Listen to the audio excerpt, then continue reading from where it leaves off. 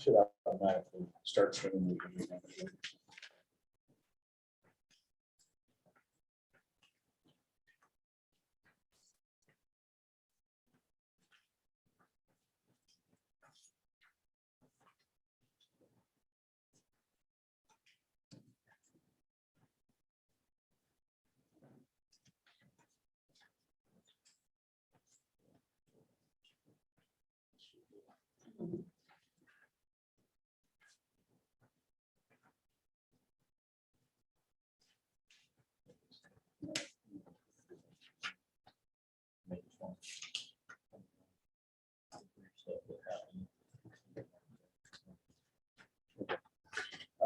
For the YouTube stream, we just got that started. I want to catch them up in case someone comes back and watches later.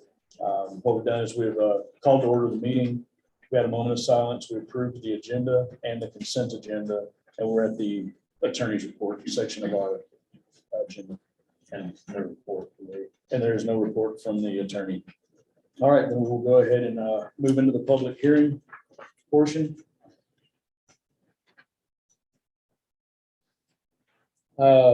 Did they have a copy of the procedures out there on the table? Okay, so there's a copy of these procedures on the table.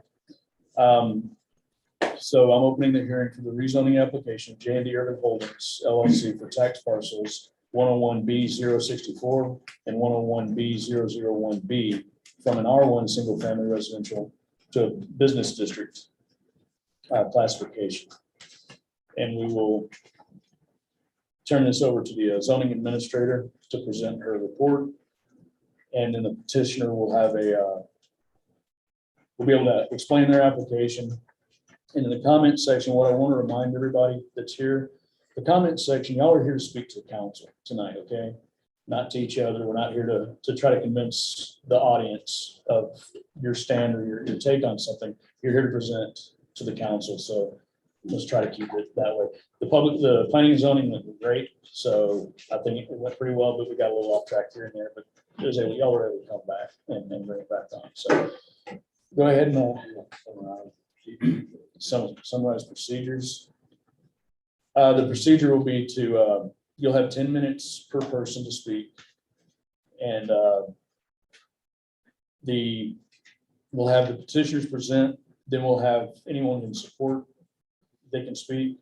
Then we'll have anybody in opposition to speak, and then we'll have the petitioners will be able to have an opportunity to rebut any comments made in the opposition section before we close the hearing.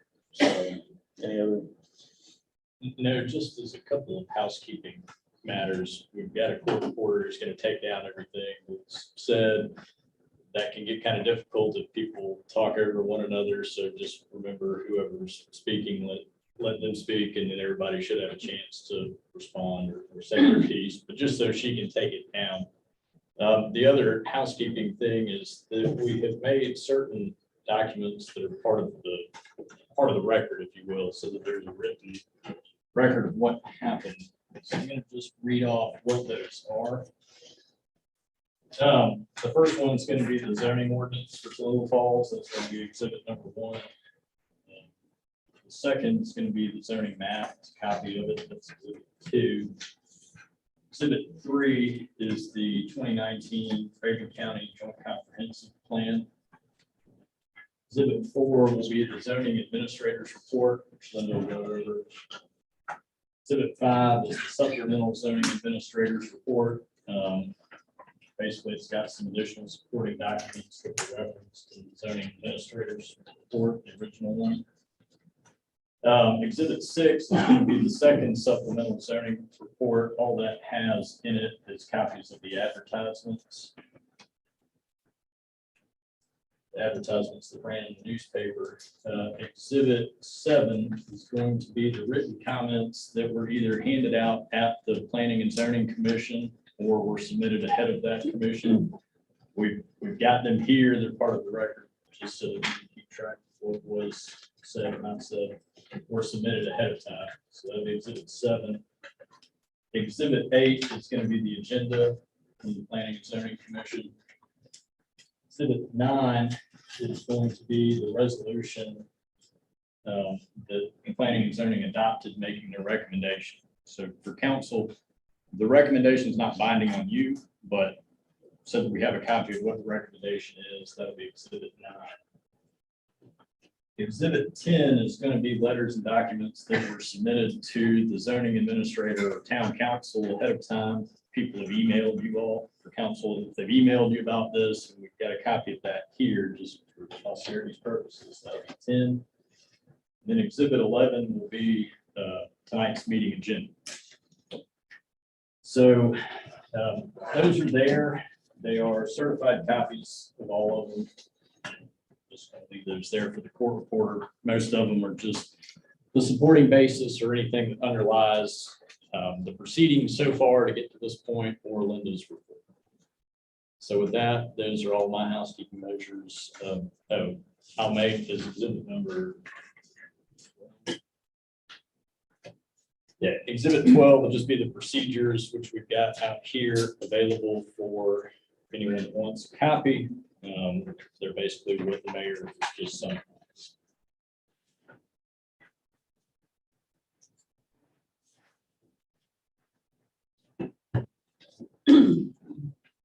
Okay.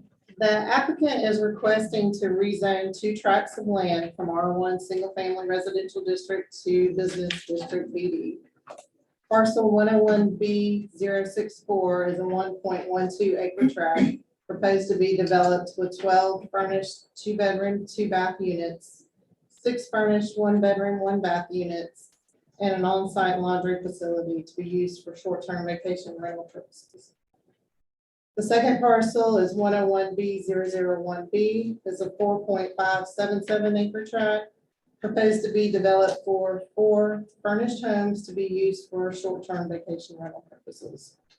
The Planning and Zoning Commission held a public hearing and meeting on this rezoning request on Wednesday, September 29th, and thereafter passed a resolution to recommend denial of the application to the town council. I have also recommended denial of the applicant's application to rezone subject properties. My recommendation is based on an analysis of the 9 criteria that the town uses to consider amendments to the zoning map. I'll briefly summarize these findings. The administrator's report in its entirety is being made a part of the record. There's more some copies there on the table if anyone wanted one. The first criteria is the existing uses and zoning of nearby property and whether the proposed zoning will adversely affect the existing use or usability of nearby property. So the surrounding and nearby properties are zoned R1 single family residential, and the predominant land use in that area is consistent with that zoning classification. The proposed zoning and intended use could have adverse effects on the existing use or usability of those nearby properties as single-family residences. Number 2, the second criteria is the extent to which property values are diminished by the particular zoning restrictions. The current zoning classification does not diminish property values for the subject properties by depriving the owner of substantially all economic value. Rezoning the subject properties as requested could make other properties in the vicinity of the subject properties less desirable for single-family residential home purposes. Number 3, the extent to which the destruction of property values promotes the health, safety, morals, or general welfare of the public. Any potential destruction of property values for the subject properties by denying the requested rezoning promotes the public safety, public health, safety, morals, and general welfare of the community by preserving the single-family residential character of the area in which the subject properties are located. The fourth criteria is the relative gain to the public as compared to the hardship imposed upon the individual property owner. The relative gain to the public by preserving the single-family residential nature of the area in which the subject properties are located exceeds any hardship imposed on the individual property owner. The fifth criteria is the physical suitability of the subject properties for development as presently zoned and under the proposed zoning district. The subject properties are suitable for development as single-family residential homes, provided that the dedicated access to parcel 101B064 can be established. The sixth criteria, the length of time the subject properties have been vacant, considered in the context of land development in the area in the vicinity of the property, and whether there are existing or changed conditions affecting the use and development of the property which give supporting grounds for either approval or disapproval of the rezoning request. The subject properties are undeveloped. Seventh criteria is the zoning history of the properties. The subject properties are currently zoned R1, single-family residential. No other zoning has been noted for parcel 101B064. Other zoning classifications for parcel 101B001B include SL Sensitive Land District under the official map of 1980. The eighth criteria is the extent to which the proposed zoning will result in a use which will or could cause excessive or burdensome use of existing streets, transportation facilities, utilities, schools, parks, or other public facilities. The proposed use of the properties for short-term vacation rentals would likely cause increased congestion and traffic on River Street. The town's water flow rates in that area may impact the fire suppression systems necessary for the type, use, and size of the building that they proposed. The Raven County Health Department has indicated that off-site septic location would require additional legal documents to establish contiguity. No anticipated negative impacts are expected relative to the schools, parks, or other public facilities. Number 9, the last criteria is whether the zoning proposal is in conformity with the policy and intent of the comprehensive plan, land use plan, or other adopted plans. Approval of the rezoning would not be consistent with the town's established zoning districts, the comprehensive ordinance regulating the use of properties for short-term vacation rentals, or the 2019 Raven County Joint Comprehensive Plan. That's all I have for my summarized report. Like I said, the original is a little longer, but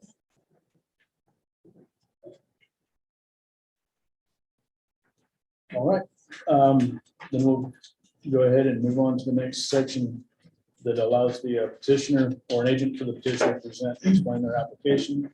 Or y'all want to look up? please. Let's do the HDMI.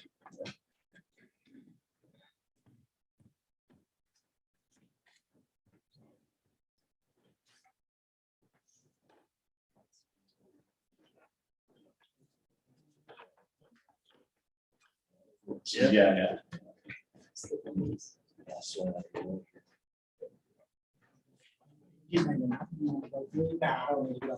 One finger's in the around.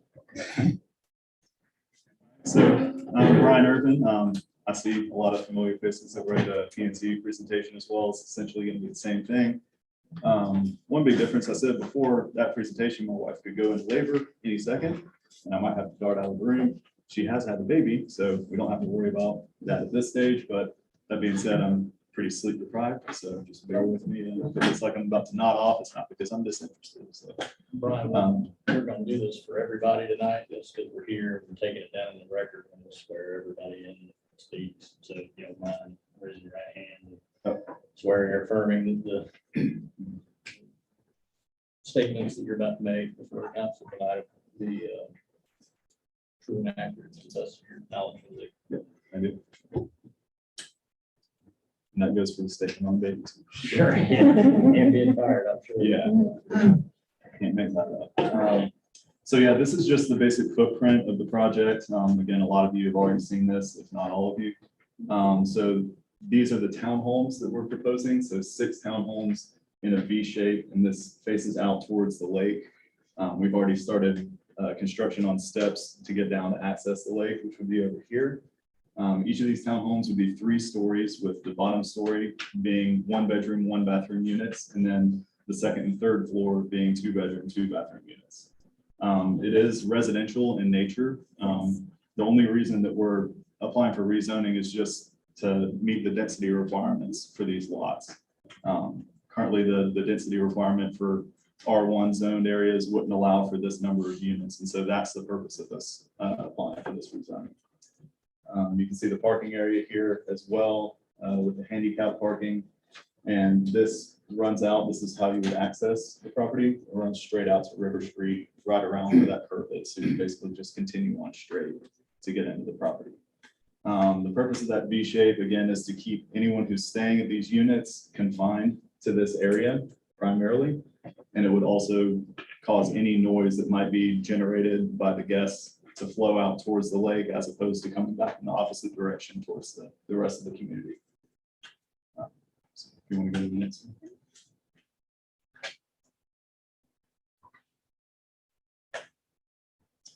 So this, I know Linda just touched on it, our proposed septic system would be right up the road where River Street turns into Hickory Nut Mountain Road. We have 5 lots over here with primarily 1 lot being used as the septic drain field, but a small portion of another lot, which we're having re-reported, resurveyed to service as a septic system for the townhome project.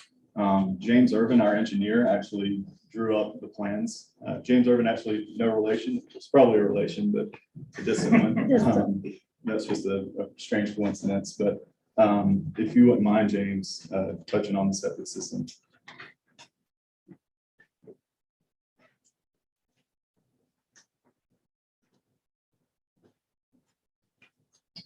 I'm James Irvin. Before we get rolling too far, you raise your hand too. If you swear or affirm that the statements you're about to make before the town council here tonight will be the truth, the whole truth, and nothing but the truth. I do. I'm James Irvin, 164 Professional Drive, Baldwin. So the way that we plan to do the septic system, we would have your septic tanks and a pump tank down at the townhome level, and then have a force main up either up Hickory Nut Mountain Road or a private easement through the property owned by Johnny Irvin up to this here up next to the properties that are also in consideration for the cabins. Just because the properties aren't adjacent to each other, this property can be used for a septic system if they are platted under the same parcel number, same tax parcel number, and the same owner. So that if there's ever any sell the property, both properties stay together. And this was actually a suggestion by the Raven County Environmental Health. They said that this can be done just as long, even if they're not adjacent to each other. So again, yeah, just a brief overview of how the septic system is going to work and everything. Again, as James said, we've already run this by Raven County's Health Department and everything. They've indicated that this is going to be approved as presented. So we just have that in the works as well. And this is just an enlarged picture image of the septic drain field on those 5 lots that would be right up the road, as well as the remaining 4 lots that we plan to use for standalone cabins in addition to the townhomes. And each of these would be 2-bedroom, 2-bathroom cabins as well.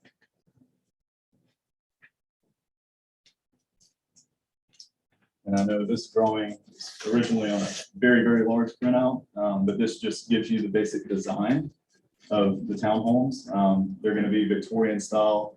We drew inspiration for this from the models and the pictures that are over at the Tallulah Falls, Tallulah Gorge State Park. They have, models there and photos of what Tallulah Falls used to look like before the fire. And so that was our main source of inspiration for the Victorian style design that we have. Again, it's designed to fit in with the rest of the community and to be used as a residential purpose. And this is just another drawing showing the center area that would come out towards the lake. So the V shape that you were looking at on the site plan before would be coming in this direction. And this walkway goes through the middle the way that you would access the top 2 stories would be to come up the stairs on the inside of the property and then walk around the decks to access those units. And then this walkway right here goes down to the steps that would be used to access the lake for kayakers and things like that. And again, just another image, and this really shows the way that the property is designed. And with the 3 stories, I know this has been brought up in the past in terms of being able to service for fire protection. The bottom story is actually going to be, because it's built on a slope, the 1-bedroom, 1-bathroom units are going to be down the slope. And so you would actually walk around the property or through the center to access and enter those. And so really on this side, it's only 2 stories that are going to be inhabited, even though the whole thing is 3 stories. Again, right here, this is a covered deck. It's actually not covered, but this is the top of the stairs to access the lake. Just a view from the side. And these are the floor plans that we have. Again, 2-bedroom, 2-bath. I know this is kind of hard to see, but each one's going to be fully furnished, have a dining room, full kitchen, 2 bedrooms, 2 bathrooms, with wraparound decks on the lakefront side. I think we have another floor plan here too. Again, just showing essentially the same thing, but for the 1-bedroom, 1-bathroom units.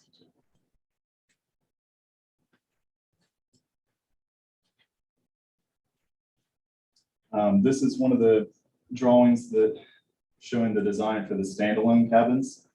We plan on putting them on posts, just because obviously that mountain can get pretty steep in areas. So they would be put on posts, and then you would access through this walkway right in the front, and again, wrap around decks on the mountain view side. And these are some more elevations of the standalone cabins as well. Again, Victorian style, designed to fit in with the rest of the homes in the community.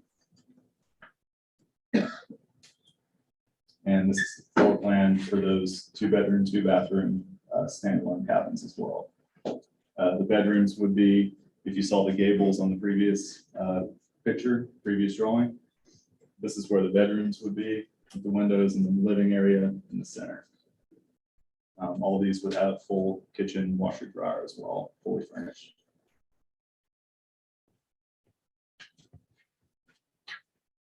These pictures are just to show what the old railroad bed that we have since filled in and turned into the driveway to access the property. This is what it looked like before we began work. As you can see, there's just a bunch of debris and tree limbs, rocks and stones, and this was a really hazardous area before we went in and started to do some work and put in our gravel driveway. And this is what that same area looks like now. So that's just to give an idea of the work that we've done and the improvements that we've already made. We have some letters here. I know people have touched on the fact that property values might be negatively impacted. This is a letter from Jerry Harkness. He would have been here to speak on our behalf tonight, but I actually recently found out he's running for mayor of the city of Demorest, and he had to be at a forum this evening, so he wasn't able to be present. But this is a letter from him indicating that property values are not negatively impacted by short-term vacation rentals being in the area. And we also have similar letters written by Claudia Lyle, who's also a real estate agent. And if you'd like to touch on those, Claudia. Did you want to ask me some questions, or did you just want me to? Let's wait for the full Yeah, portion. we can wait This for is the that. petitioners. But these are just some listings that she pulled, showing, list prices of properties in areas that do allow short-term rentals. And actually it tends to work the opposite way from what I've seen. Property values are negatively impacted if there are restrictions on short-term rentals as opposed to them being allowed. Just more appealing to a potential buyer to be able to do more with your property than to be able to do less.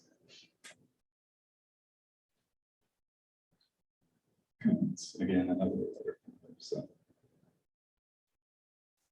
but yeah, in a nutshell, that's essentially the project. I'm gonna jump on in here. You need to swear me in? I guess so, yeah. All All right. right, you swear or affirm that the statements you're about to make before council will be the truth, the whole truth, and nothing but the truth? Yep. All right, so, I know there's a lot of people here, Can you state your name for her, please? Johnny, but I go by Clint Irvin, so don't. That was more for the paper, in case they wanted to say I said something horrible to Gil and Dad, not me perhaps. That's fine. Anyways, nice to see everyone again. I know there's a lot of people here that are, in favor and against, probably more slated than against, from up on the mountain. And I do respect your opinion, but I think, I would like to address a little bit with the town council, a little bit of the misinformation is I think, being the local where I stand from, there's a lot of good that this project can do. I don't consider it spot zoning because we're basically having to request this under duress as far as I'm concerned, except for like the density requirement. I think, short-term rentals should be allowed, at least in that particular project, and then maybe we can discuss up on the mountain, which there might be stronger views on. That being said, I don't see this as spot zoning or even a rezoning to commercial request. It's a request for the density to do the project and the council's blessing. As far as the town goes, I think there's a lot of good this can do. From even a just median occupancy rate, we're probably looking at $50,000 to $75,000 to the city in motel and hotel taxes a year. I think that'd be really nice, maybe bump up the salaries of some of our law enforcement, maybe do some good with the fire department, new radios, new infrastructure. I think those are all really good things from my point of view. Personally, I've talked to a lot of people I grew up with, and there's a lot of people in favor of the project, both in Raven County and Habersham. Now, a lot of them can't be here because they work. Their butts off and have families that they got to get home to tonight. And this could give some good jobs. And, it could only be the start if this other people in commercial districts start doing other things. We have Tallulah Adventures coming up. We have 1882, the points over there. We have Mary Beth's project. And I know not everyone's concerned about the dollar that it brings in, but I am for the people in my community because I think overall it's a great thing. Oh yeah, I was supposed to say something else. You're going to catch me looking at my phone there. I don't believe the record admits the application and our later written submissions by the applicant. So that's, I guess, for me. So overall, I think it's a very good thing. I think it brings in property values. Again, I don't see a spot zoning. I was actually stalling because I had another comment to make that I remembered. I saw something being passed out prior to the presentation, and it looks like the zoning map with a lot of opinions written on it. In my line of work, we like to call that a $20,000 slide that we give to our clients. It's real pretty, says a lot, and it provides one point of view. I don't think it's backed up by a lot of data. I think if you really dug into each of these numbers, suitable, unsuitable, you're going to start seeing federal land that's over there. You're going to see Georgia Power land that's over there. And so a bunch of different things that might muddy the point of view, and that's why it's not listed on the $20,000 slide. As far as being near commercial property, if we do want to make this a zoning discussion, then these lots that we're requesting are probably, I know I took a note, but I'm going to say 1,000 feet from a 30-acre commercial lot that Brian doesn't own, that I do own. And so we don't want to do that. We're not bringing commercial to Hickory Nutmeg. We're bringing single-family residential homes called townhomes that we want to do short-term rentals on. It's going to put food in my family's mouth, which I can appreciate, just like everyone here can for themselves, and do a lot of good for the city and the counties. And I think it's needed, and I think it's time.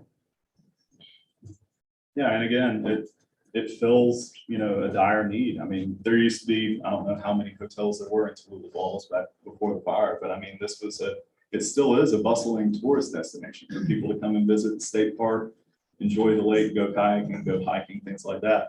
But there are really no accommodations around here. Like people have to stay in Clayton, several miles away. And obviously the town of Tallulah Falls gets no benefit of someone staying in Clayton. It's just a tourist coming and going, not staying overnight, not spending money at local businesses and things like that, and certainly not generating tax revenue. And this is just a basic illustration based on 75% occupancy, just an estimate estimated average room rates by each type of unit. And this is what we would project at 75% occupancy would be the tax revenue generated to the city each year. And a good thing to This point out is a here low is, ball number too, Yeah. because we think 75% is actually pretty low as far as a projected occupancy. And also these room rates are going to be flexed like based on seasonality and then weekends versus weekdays. Yep. So we think that number could be a lot higher. and I just want to point out that that says revenue. That's obviously not net profit. We're gonna have teams of employees, again, locals that need that money. Brian's not gonna be swinging around on a jetpack on Tallulah Lake. So again, I think it just shows much needed influx to the city and the community. Oh, one more point, I guess, since I'm rambling. As far as the 9 questions that, we had to answer, we addressed all those points. There was an original application in 2019. 19.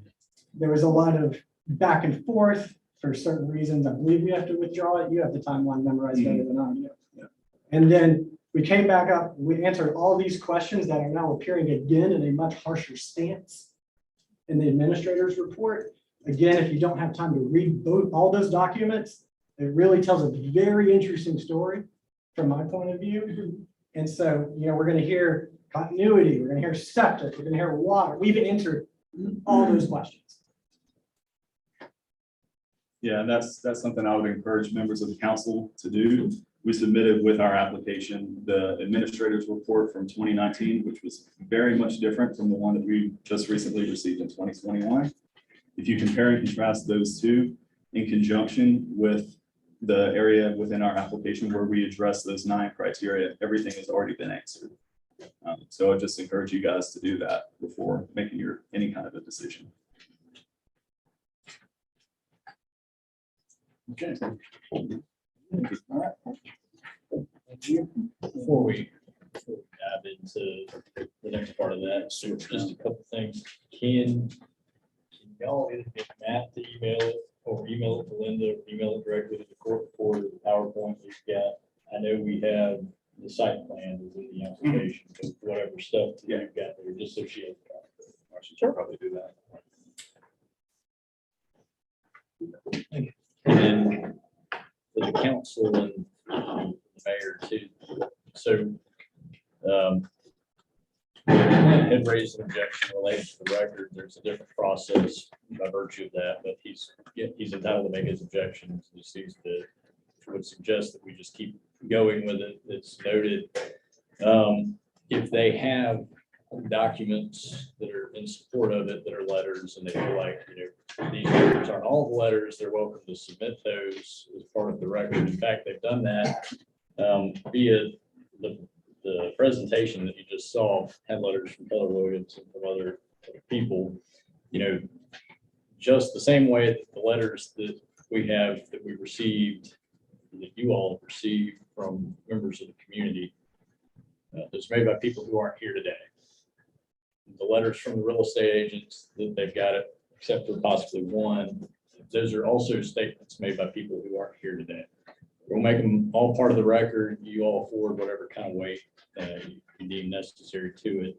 This really isn't the forum where we're necessarily getting into cross-examination or something like you would at court, but the objection he's making and why he's making that objection is mainly on the basis of hearsay. And so when you're in court, you normally can't introduce a written statement unless the person who wrote it is there to testify. The same would apply either way. If they've got other written statements that they want to submit, I think it's fine. I think you take them in and make it part of the record the same way that the written statements we've received are part of the record, and then we just sort of keep moving on. Okay.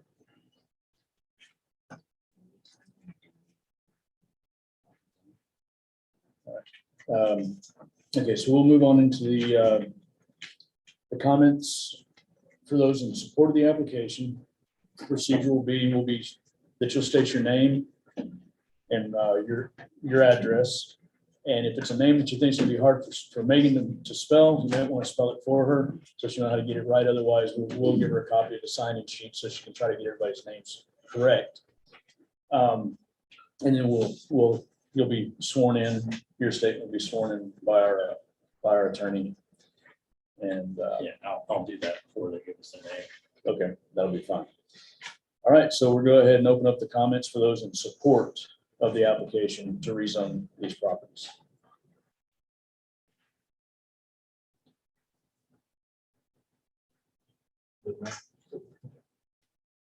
My name is Truett Franklin. All right. Mr. Franklin, do you swear or affirm the statements you're about to make before council will be the truth, the whole truth, and nothing but the truth? I do. I live in Habersham County. I was a resident, former resident of Tallulah Falls for 15 years. Hey Larry, good to see you again, man. That's all done over there. Yeah. For 15 years, was a council member, former mayor of the town. Met my wife here, raised 2 kids here for a while, worked at Tallulah Falls School. Saw a lot of changes take place while I was here. I remember the school having the tea room, the Gorge Park, the gallery. Some people liked it, some people were against it because the school owned it. I think some things have changed now. I remember a lot of changes with the new road coming through. A lot of people concerned about the new road, new bridge. I was mayor when the proceedings started with Georgia Power and the state for the state park. 5 years earlier than that, would anyone here have ever imagined that it would be a state park? Whether that's a plus, whether that's a minus, that's for you to decide. There were a lot of opinions back then about it.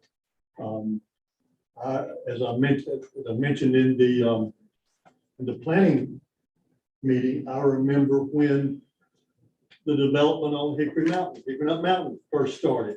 Larry, you remember? There were a lot of opposition to it. Could be messing up the beautiful mountain. Didn't want the road, didn't want the growth.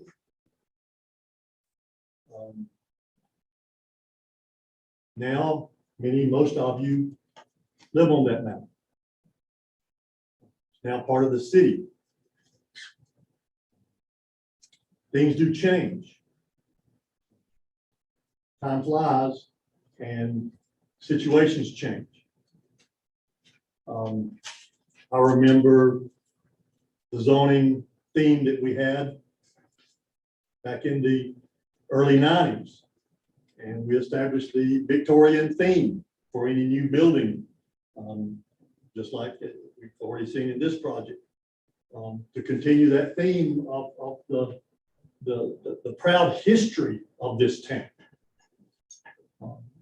I speak not just to support the urbans in this project, as I shared in the Planning and Zoning Committee, and even though I know them, I would not be here just for that purpose, just to support them. But as that former resident, mayor, the time I spent here, and still a resident of Habersham County, I am proud of Tallulah Falls, the natural national treasure of the gorge, the history of this area. And I remember a time, Larry, Don, when we would have welcomed this project knowing the need and how it would help the town as a whole.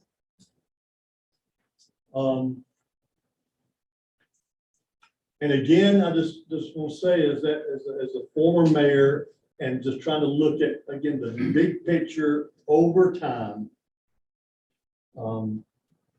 5, 10 years from now, the situation we're in right now may be very different.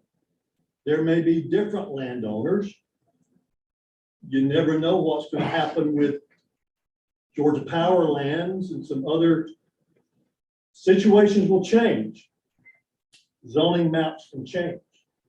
That zoning map was not created by the county or the state or anyone else that binds you to it. It is yours. It is your planning document. It is a document for you to help you And planning and zoning maps and documents do change, need to change, because times change and situations change.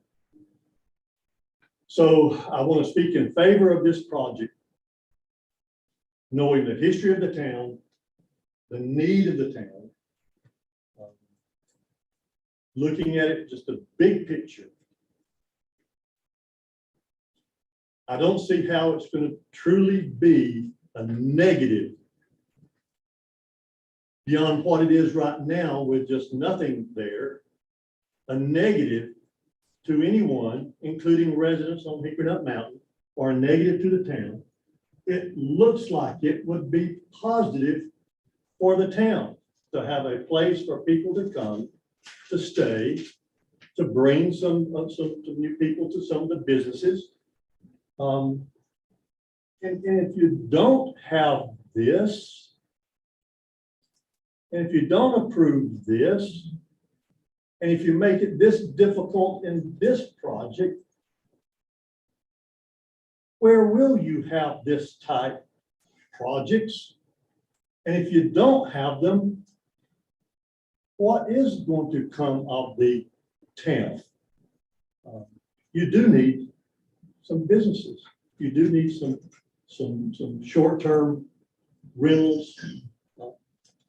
We lost the last motel that was here in town. The little one was torn down when the state came in, and outside of the school's lodge that was there for a while, there's been no place in town for people to stay.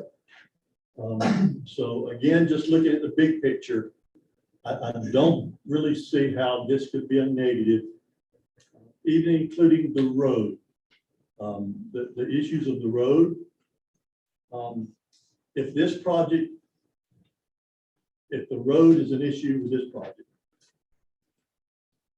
then the whole development on Hickory Nut Mountain should have been an issue with the road, because the road's been the same as it was when I was here.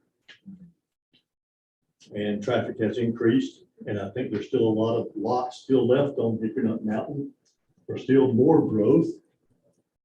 So the road issue is an issue that has been, is now, and will be an issue with or without this project. So I think there's a lot of facts that have been thrown out there, or information been thrown out there as negatives against this project. And we'd just like for the council to look at the big picture for now, for the future, for the whole town. And I believe that this is the big picture is this is a plus for the town and for the community. All right, thank you, Mr. Franklin. Anyone else in support? Just listening to all this, and I did write the letter. Oh, you want to All right, yeah, do you swear or affirm that the statements you're about to make before council will be the truth, the whole truth, and nothing but the truth? I do. And your name, please? My name is Claudia Lyle, and I'm a resident of Habersham County. I live in Clarksville. I too have lived here all my life, visited Swimming Falls. Listening to all of this, and I did prepare the letter that really showed how areas that do not have the demand for people to live in can decrease the property values. To me, the purpose of a town is to progress, not regress. And it appears that this is, you don't want it to progress, you want it to stay the same, you want it to become stale. I've seen a lot of areas, I've had them around the Atlanta area, Savannah, where things become obsolete. I mean, this is a beautiful subdivision, but guess what? It's going to become obsolete one of these days.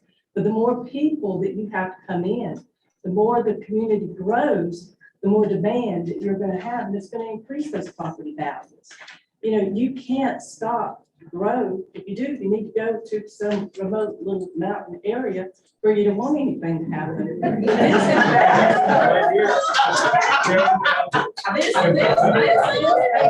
You're at the outskirts of town. Yes, yes. Excuse me. Or would you please object to the? I was trying. Thank you. Okay, this is a town. So is this town solely for the purpose of one community, one little area? Or is it for the growth of the entire area to Little Falls? The people coming in, it's gonna continue to happen because you have a state park here. You have tourists coming in, you have people. So what are you doing? You're not allowing any lodging or housing for it, so they're going somewhere else. So that revenue's not coming into the town. So to me, having this project just adds to the tax base. It helps for the infrastructure. It helps for the paving of roads, for the water. So that it's not going to become a burden. It's actually going to bring in revenue that's going to assist with building that. That is progress. So I just don't see any reason for objections. And that's just in my opinion, as a professional in real estate. And also I work on Main Street in Clarksville on bringing together the businesses, the community, and the residents so that there can be cohesiveness. And that would be my challenge, is to find that. May I speak just 30 seconds? Just Yeah, you had a little extra time left here. I was surprised by the reaction a few minutes ago. As Ms. Lyle mentioned about a quaint rural area for people to reside and settle in. And everyone said, this is what we found. I just want to remind council, this is a town. This is not a small little rural community, the residential area, one residential area. This is a town. The town council and mayor has a responsibility to represent the town as a whole. Businesses, all landowners, all residents, all entities.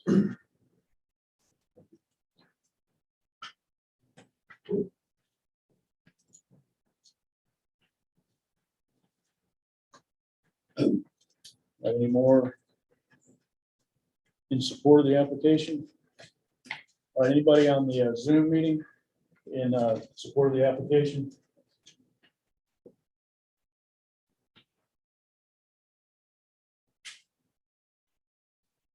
Not seeing anybody being active, so. All right, we'll close the comments for the in support and move into the comments of those in opposition to the application. Remember, you're speaking to the council, and let's try to keep it that way. It hasn't gone out of hand too much yet, so I just want to reiterate, we're here to talk to council and give them the facts that you want them to know.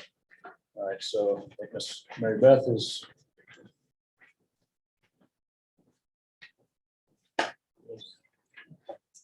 Swear affirm statements you're about to make for the town council to be the truth, the whole truth, and nothing but the truth.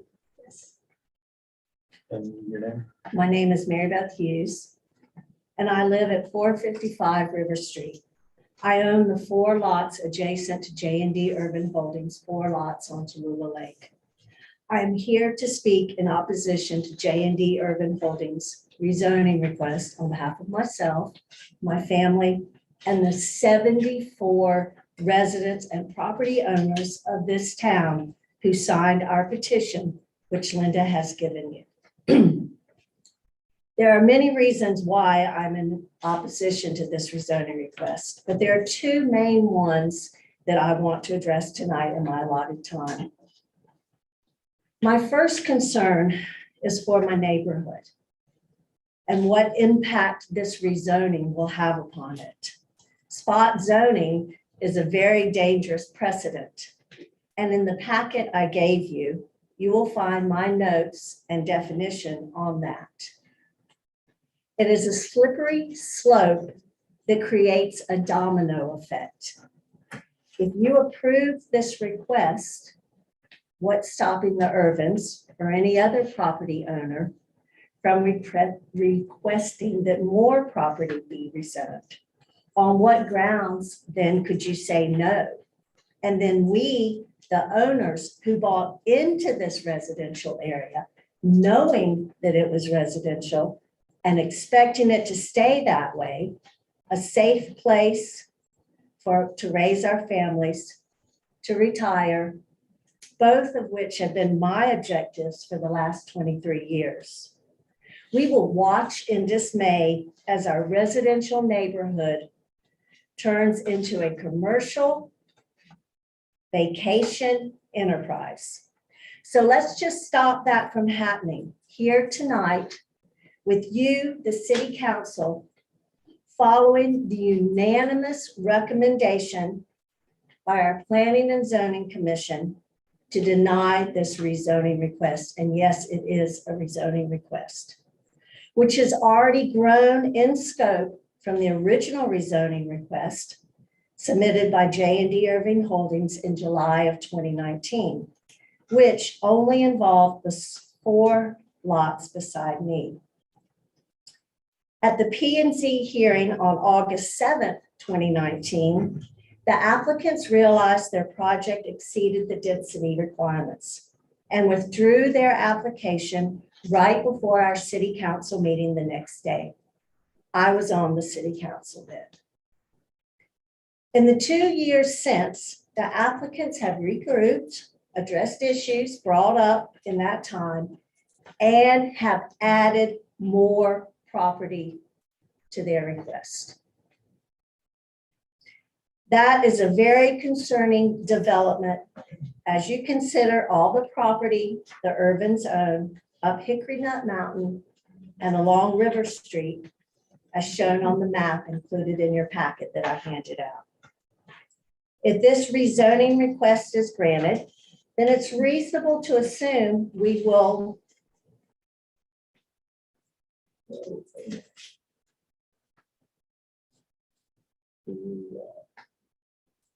sorry about that.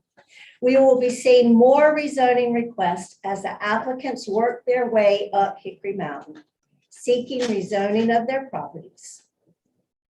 Before you know it, we are inundated with short-term vacation rentals, and there goes our residential neighborhood.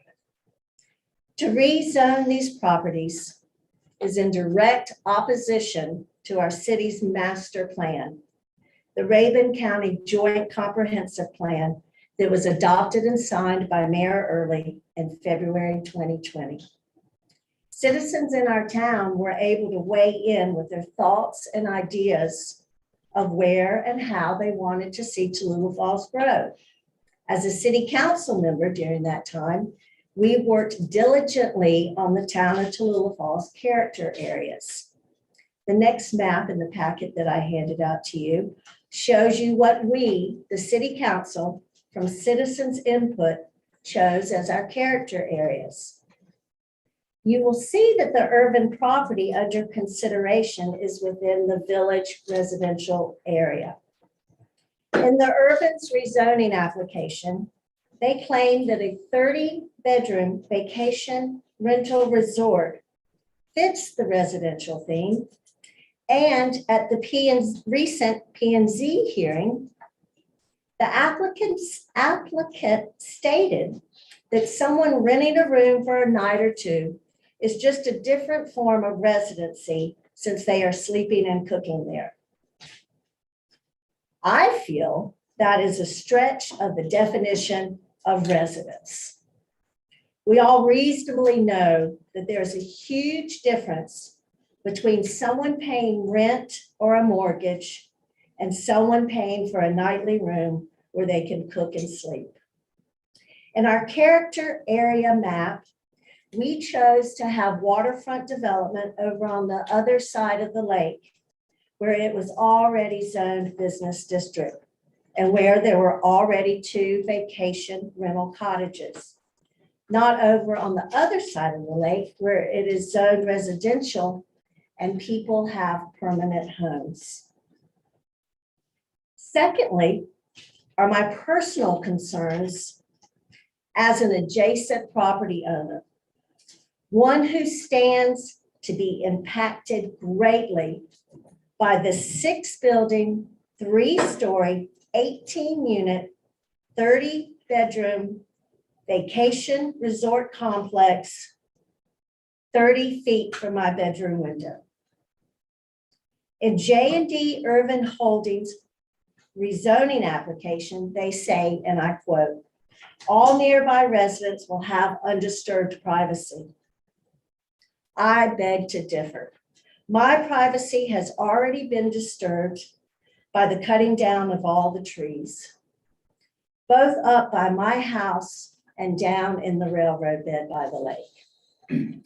As you can see from the photo of the urban section of the Lakeside Railroad bed, which is included in your packet, there is no longer any vegetative buffer shielding me, giving me privacy from their railroad bed with its 2-story observation deck and the 2 proposed floating docks.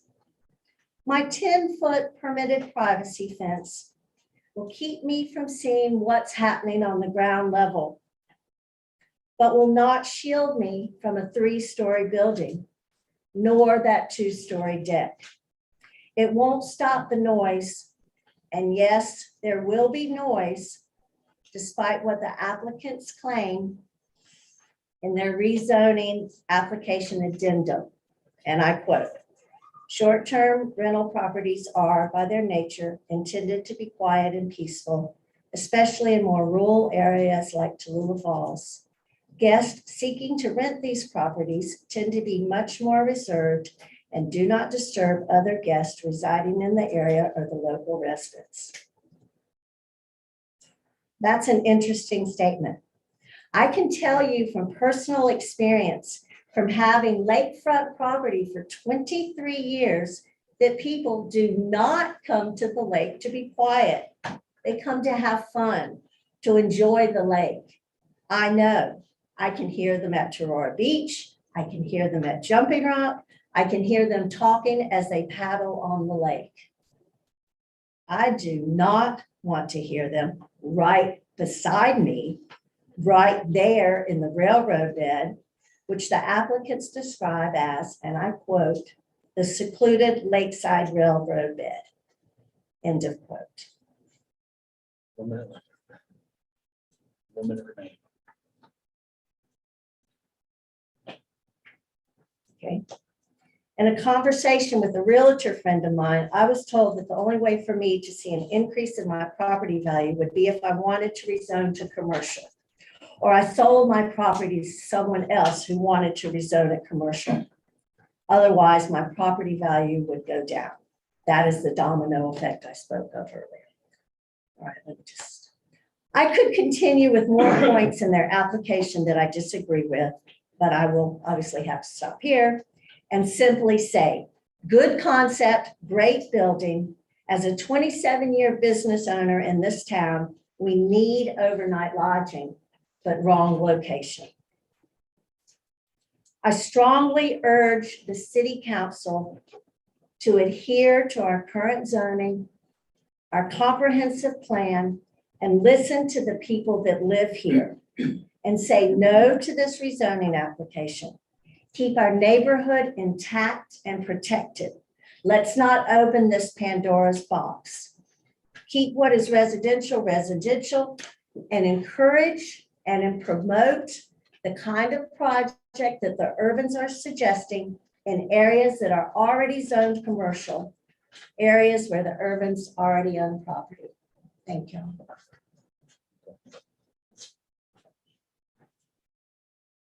So, couple housekeeping things on that. There was a document, well, I think Marcia was getting emailed the PowerPoint to the court reporter. I don't know whether that's happened yet. We'll just make that whatever the next exhibit was. And then Mary Beth has, I think, 2 documents. I have 2 documents here that I think are hers. So we'll make the email, this email one, the next one, the petition.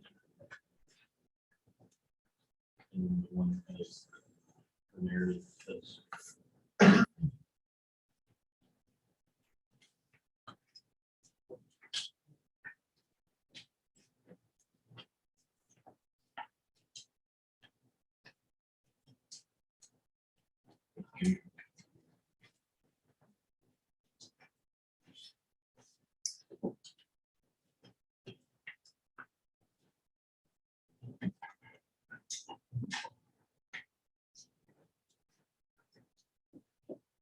All right, next, in favor, I'm sorry, in opposition.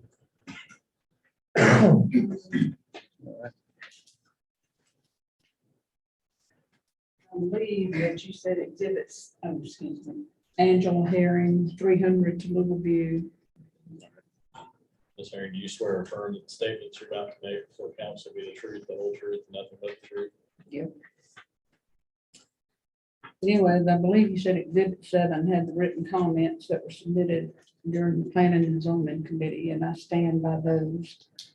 And as the realtor commented, about progress, and I think Truett Franklin did as well, not against progress, but progress according to the zoning as it currently exists. Want to put a single residential house there and sell it? Fine, no short-term rental. And they referred to it this time as more of a residential, but it's not, it's short-term rental. It's not a permanent residential. Farther up the mountain, they've continued to chop up lots. What's the end game there? Once we approve, or, if they get the approval for this, are we moving on up to get approval for the lots that we've chopped up as you go farther up the mountain? Lots have been cleared on Tallulah View, no erosion control, which is now, we're seeing sand come all down into the driveway after the heavy rains. And after this past heavy rain, I hope somebody took a picture. I wish I had, but I didn't.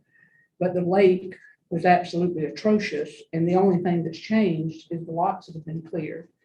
And did they cause that debris and sediment and crap that was in the lake after the 4 or 5 inches of rain we got last week? I also brought up in my last week's comments about the fact that they say that there will be 4 vacation rentals, 2 on each of 4 lots. Now, I mean, I don't know where others went to school, but by my math, that's 8 vacation rentals. 2 on each of 4 lots. I've not had anybody to rebut that. They didn't rebut it at the planning and zoning committee. So do they mean they're going to put 4 or they're putting 8? Because it's not worded for 4. It's worded 2 on 4 on each of 4 lots. And speaking in reference to what the realtor said, we did buy here for Quaint. We were able to move here permanently in February of this year. And that was our hope, that we would be in a residential area, quiet. If we had wanted bustling and the tourism, which apparently was the only thing taken from my talk at the Planning and Zoning Committee per the paper, but not interested in Helen or Islands or Cashers or, where the short-term rentals are everywhere. So I stand with Mary Beth and the others, not for it. Not for the short term. If they want to use it according to the way it is currently zoned, we have no problem. Or I don't. Thank you.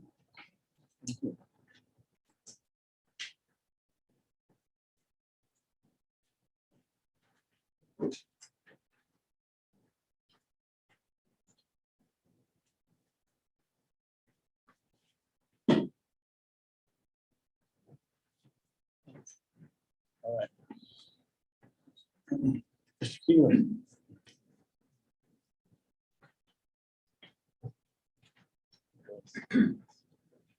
Swear or affirm that statements you're about to make before council be the truth, the whole truth, and nothing but the truth. I do. My name is Robert Keeler. I live at 912 Hickory Nut Mountain Road. My interest in this hearings are As a resident who bought a home here 8 years ago, my expectations were single family residents, not hotels, not short-term rentals, not a lot of double talk about what they want to build versus what actually is zoned. There's a reason property is zoned residential. And that's because the people who put that in place thought about where the residential is, thought about the road capacity, thought about the traffic, thought about a lot of things when that lot past the rock was on residential. It wasn't willy-nilly. Zoning is not willy-nilly. There's commercial zoning and there's residential zoning. And there's a reason for that. The reasons have to do with trash, road widths, a lot of issues. What this really is about is money. This didn't happen 10 years ago when these lots were basically not worth all that much money. I don't remember this coming in and wanting to be zoned for a hotel. And let's keep in mind, this is a hotel. No other way around it. What they're trying to put on the lake is a hotel. Hotels have service personnel, they have maintenance personnel, they have a lot of traffic back and forth that a residential district does not. And that's what they're not telling you. You can look up studies and see how much traffic is generated by hotels. It's 3.2, I think, most recent study, times what residential district traffic generates. So what you're asking for is 18 times 3.2 increase in traffic past the rock. Let me ask what we're going to lose if we allow the zoning to happen. We might as well take that sign down that says, watch out for children, because there won't be any children walking down that road anymore, because there'll be too many accidents. With the people who don't really care about what's happening to the fall, busting up and down those roads. They'll be throwing trash on those roads. Who's going to pick up that trash? I walk the mountain maybe 2 or 3 times a week with a garbage bag. Picking up garbage, probably increased tenfold with all the trucks running up and down doing the burning and the clearing. Do we have the ability to put the video on there? Do a share. Want to make sure it's in like 10 minutes.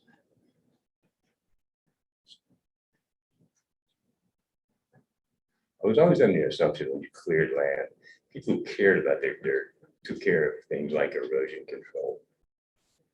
This represents 30 seconds of debris and silt running into a protected watershed. 30 seconds in a period of 5 days. Can you imagine how much silt we just put into Tallulah Lake by one property owner who owns 4.5 acres? This is a nightmare, and this is going to continue until somebody does something about this. This reflects 30 seconds of silt running into a protected watershed. Filmed on October 3rd, 2021. This is about money, nothing else. Thank you.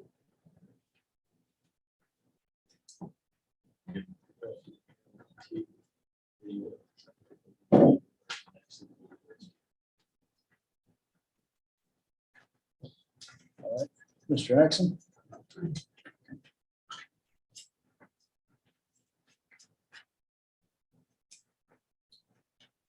You swear affirm the statements you're about to make before council will be the truth, the whole truth, nothing but the truth. I do.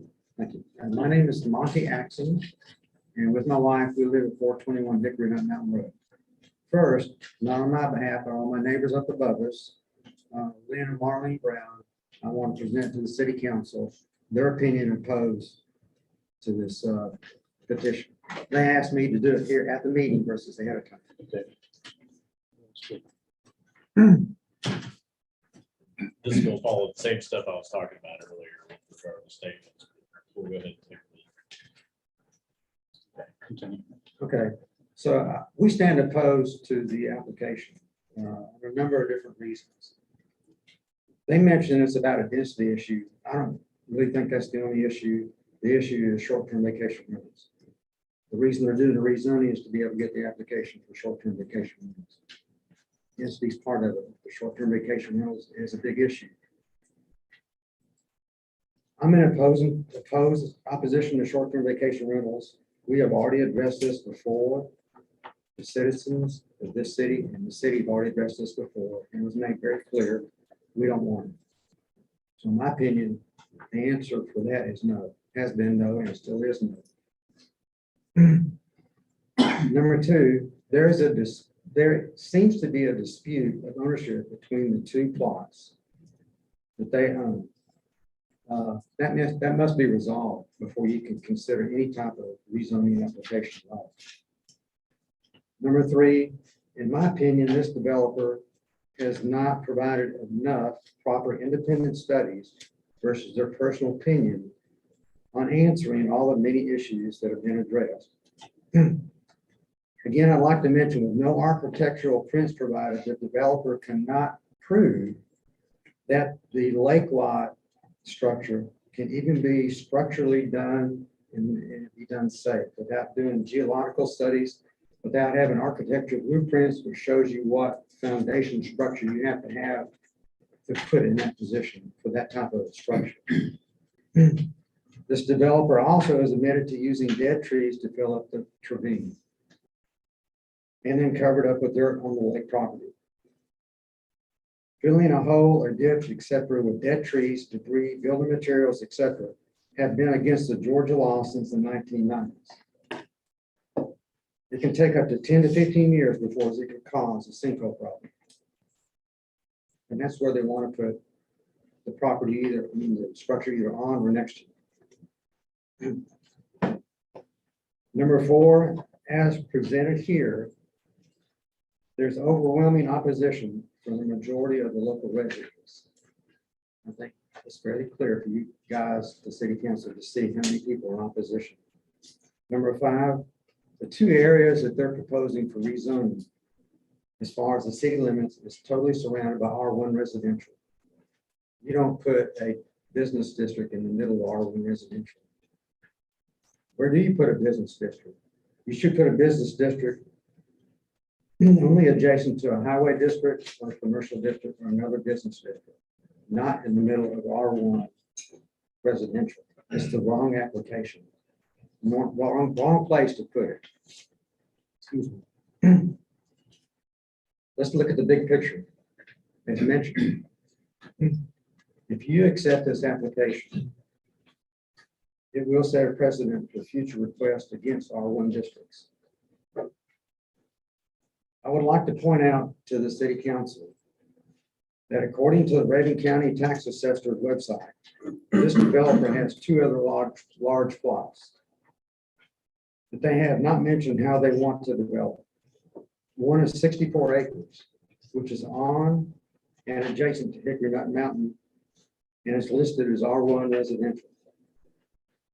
The other one is 55 acres associated with Hickory Nut Mountain and the lake area, which is listed as conservation use. In summary, the city is already has proper zoning areas in place based on past and current studies. The facts are clear, in my opinion, for you, the city council, that this application should be denied based on their overwhelming opposition against it.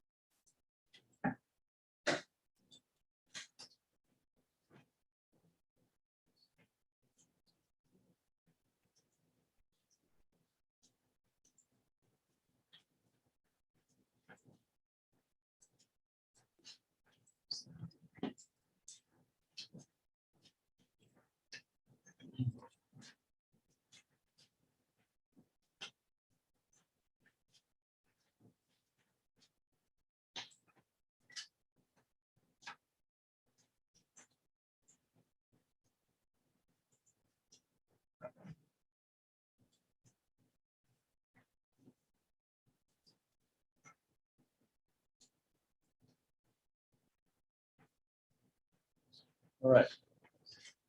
How many time left? Yeah, you had about 3 minutes, 20 seconds. Thank you. I printed the exhibit that we met this opportunity to print for me, and I wanted to reflect something that the applicant stated, which is the cash revenue potential for the hotel. I would like to challenge those numbers. I worked in commercial real estate for 30 years. I was a commercial banker. I'd like to see how those numbers work out, because I don't think we're going to see anything close to the revenue generated by the pro forma. Secondly, I've done an analysis that I printed up today that shows the amount of taxes that are being paid currently by the current owners of these big parcels. And there's some serious undervaluation going on here because there are parcels out there that are being taxed at 50 cents an acre or something. I mean, literally just nothing per acre. And I'm not really certain as far as a methodology, but how do we get to the point where these parcels, which have clearly increased in value dramatically over the last 10 years, are being assessed properly? And so the actual tax revenue being generated from these big parcels are equivalent or to the point where they're taxed properly. Okay.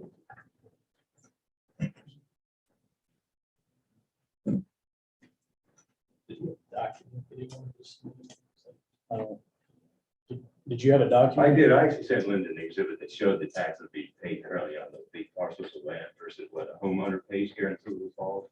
Did you do that Did you not tonight? get that, Linda? When did you send it? Okay, I must not, I must have mistaken. Yeah. and sent it to the wrong email. All right. Go ahead, Don. You swear to affirm the statements you're about to make before town council be the truth, the whole truth, and nothing but the truth. I do. Don Bundrick, P.O. Box 84, Toulouse Falls, Georgia, 364 Turkey Crest Road in Turnerville. I also have a residence in Athens, Georgia. I was also on the city council. Truett and I know each other from way back. A lot of what he said is true, that, you know, the city wanted and needed change. Larry can attest to that. But I remember too, when I worked at Toulouse Falls School, that I rented a house right over here off Troy Circle from Clint's dad. And in the rent agreement, it said for due consideration of rent, I was entitled to the quiet and peaceful enjoyment of that property as long as I paid the rent on time. That stuck with me. And I like that. And that's, you know, it made a huge difference to me because it goes to the heart of what we're talking about here. Nobody's against, you know, business. Mary Beth and I were business partners. We worked and created something over here on the lake for our kids. And there's got to be places in delineation between where you have residential property, where people can live and have quiet and peaceful enjoyment of their property, and the business district. And it has, most of you know that the money that you put into your real estate, into your house, that's one of your biggest investments in your life. And you'd hate to know that somebody could come in and change the zoning and impact that. As we found out in 08 and 09, when the bottom dropped out, housing values dropped way down. I thought I had $1 million property, but that didn't happen, okay? And all we're asking here, and I'm asking this on behalf of my sons and their kids and my grandchildren and Mary Beth, and me to some degree, because I still use this lake. And I still feel a part of this community because I put a lot of time and effort into that, serving on the city council and running a business here. A successful business and a failed business. So I've had all range of experiences. But if we don't take care of making sure that people who reside here, who have nothing to do with the business in town, or who are not, who come here to have a place to raise their families, to have their friends come over and have a good time, to retire to leave to their children, you know, you don't have a community. As Truett adequately pointed out, it's about community. Y'all have a choice right now and over the next few days to decide which direction you want this community to go into. And I can tell you that there is no way that you're going to prevent noise and obnoxious behavior. And I'll give you one good example of that with mitigation of any kind. I heard noise on the dock one day. Walked down the stairs and here's a couple and their 3 children with a picnic blanket on the dock, having lunch. And I was very polite and I said, hey, the park is on the opposite side. These are private lots. They were renting from the cabins that your mom has. And the woman got indignant. And this is what she told me. You just must not know how to share. Well, her husband looked befuddled and I said to him, well, I hate to see y'all spend the weekend in the Raven County Jail, but court won't start up again until Tuesday because it was a long weekend. But, that's the kind of people you get. And not everybody that comes up here is like that. Most of the folks who come up here, they drop their money off. They're great people. We've made a huge, most of the people in the business community, we appreciate them. They lower our property taxes. They provide SPOS funds. They do a lot of things. They come in and then they become residents. But if we don't protect what draws people here, and we don't provide places where people can have a house without fear of development, business development, right next door, what's the point? I mean, who would want to live here? So I just would ask y'all to seriously consider that you vote no in this, and I hate to sound like I'm against development. I'm not. There's adequate places in this community that you could do this whole development that is already zoned properly and that nobody in this room would object to, but they do object to it happening in their yard right next door, because you're going to have problems no matter what you do. And we could go into a litany of it, but basically everyone is entitled to the quiet and peaceful enjoyment of their property. Because if we don't have that, why live in a place and you have no community? So I appreciate y'all giving me the time to talk, and thank you for your consideration.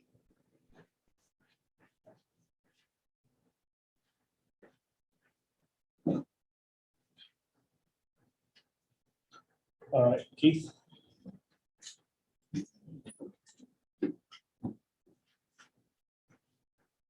Keith Nelms. The statements you're about to make before town council be the truth, the whole truth, and nothing but the truth. Thank you for your time. It's a bad sign that as I'm coming up here, my wife says 10 minutes, 10 minutes. So I'll try to hold on to that. Like a lot of other folks that have spoken tonight, I have fond childhood memories of Tallulah Falls. Now, I wasn't in Tallulah or Raven County. I lived in South Georgia, and we passed through here at the Overlook annually. It wasn't until the mid 80s that I went down River Street in Hickory Nut Mountain.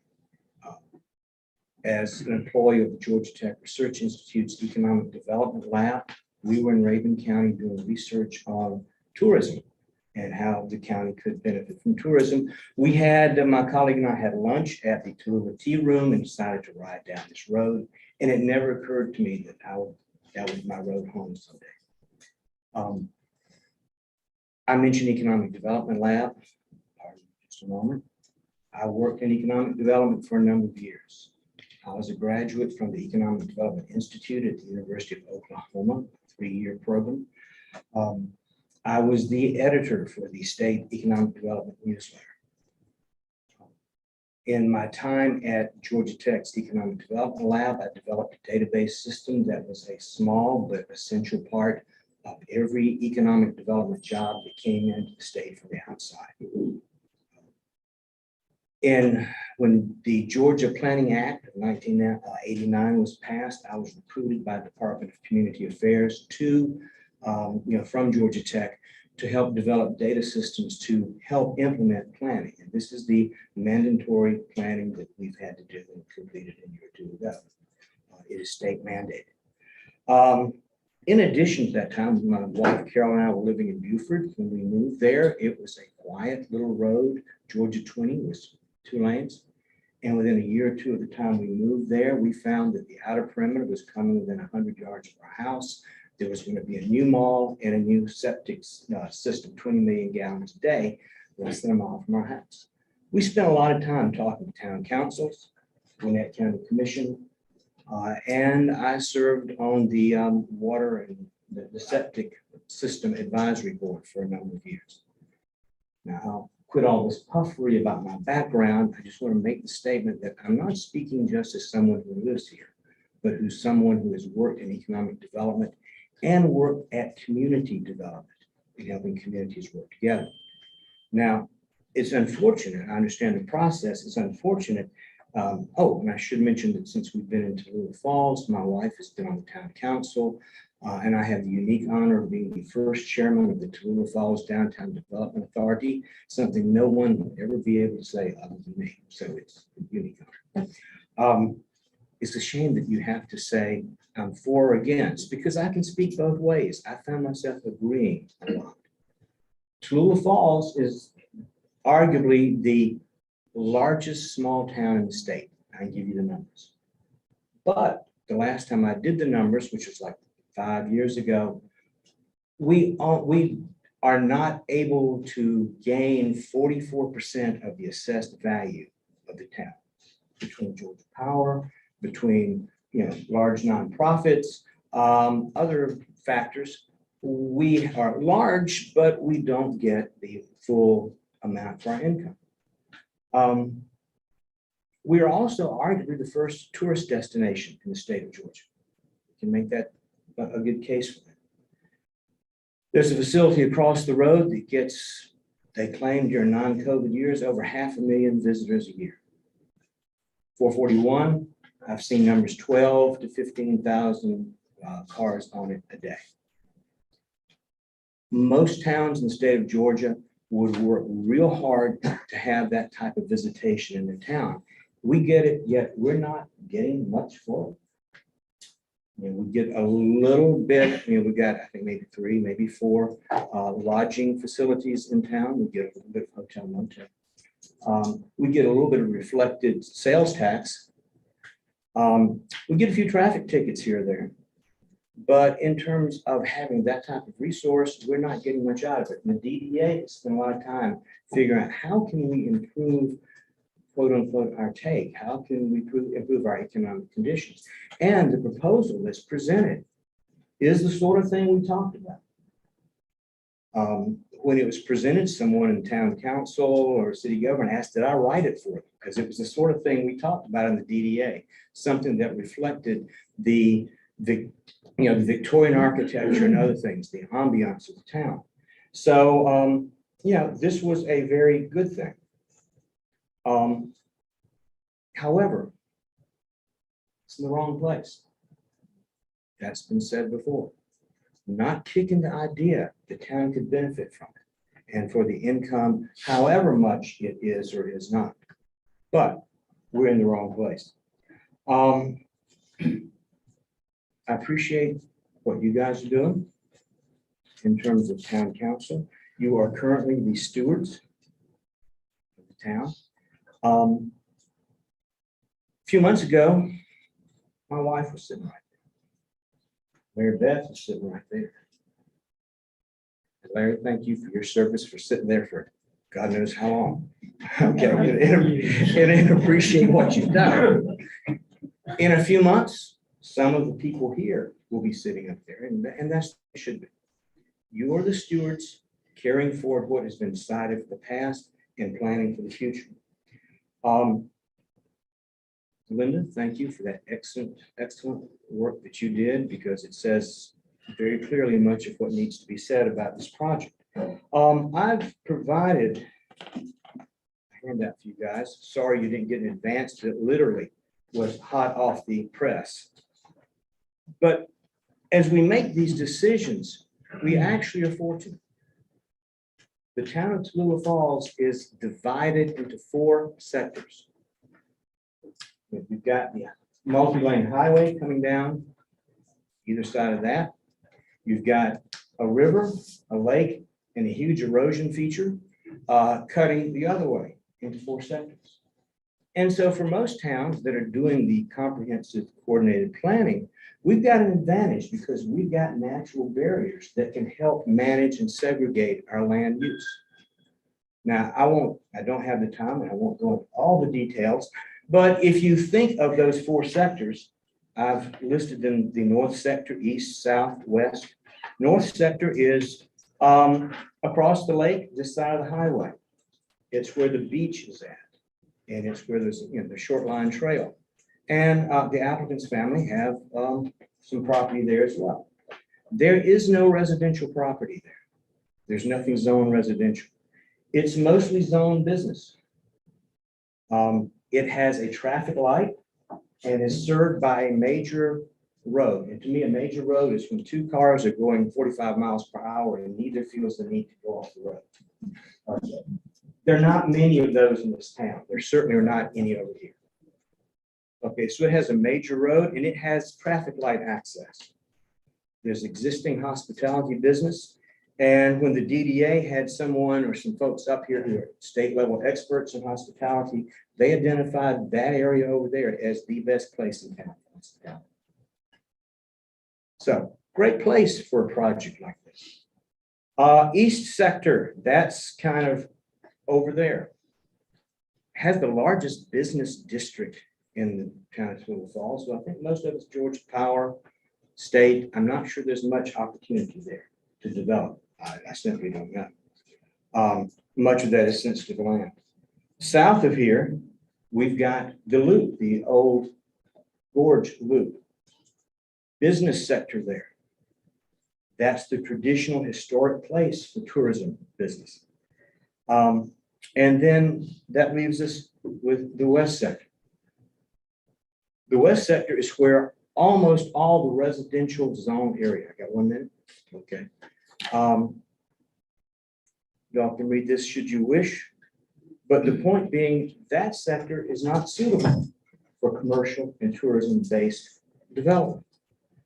The city, the town has spoken frequently, consistently, loudly, whether it's through the zoning process that everyone can participate in, whether it's the comprehensive plan that everyone participated in, whether it's petitions, whether it's town hall meetings that go back for several years. We would welcome development in the loop down there, in the loop up there, and we'd seek it out. But when you start messing with the west section, where the town and the post office and the city council, the school and the churches are, that is a place, an area that no one who is here wants to see develop. So what I would ask is definitely defeat these rezonings and try to work with those proposing this to take their good idea and put it in one of the places that I think just about all of us would welcome to see it. That's community development. Thank you for your service.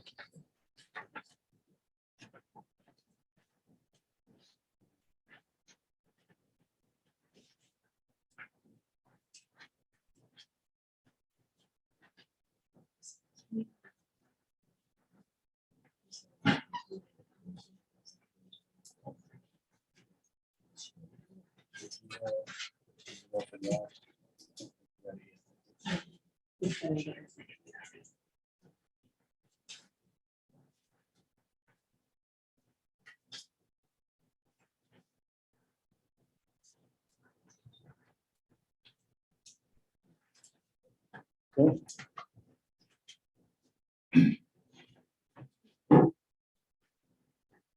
For the statements you're about to make before town council be the truth, the whole truth, and nothing but the truth. I do. Good evening. My name is Phil Herring, Herring. I live at 300 Tallulah View. It's kind of interesting to see the different factions of this. And one thing that kind of comes to mind when you hear the people doing the proposal and those in favor of the proposal, they've got something in common. You know what that is? They don't live here. I do. You know, I'm not coming from afar. back in my younger days, if these trees were cut down, I could hit a golf ball from my house and land it on the top of this building. That's how close I am to this development. And I would also ask you, put yourself in this huge place here. And if you really think about it, I'm not sure that there's anybody in this room would say, you know, that's a doggone good idea. I wish I lived where she did now. Because I don't think you can answer that affirmatively.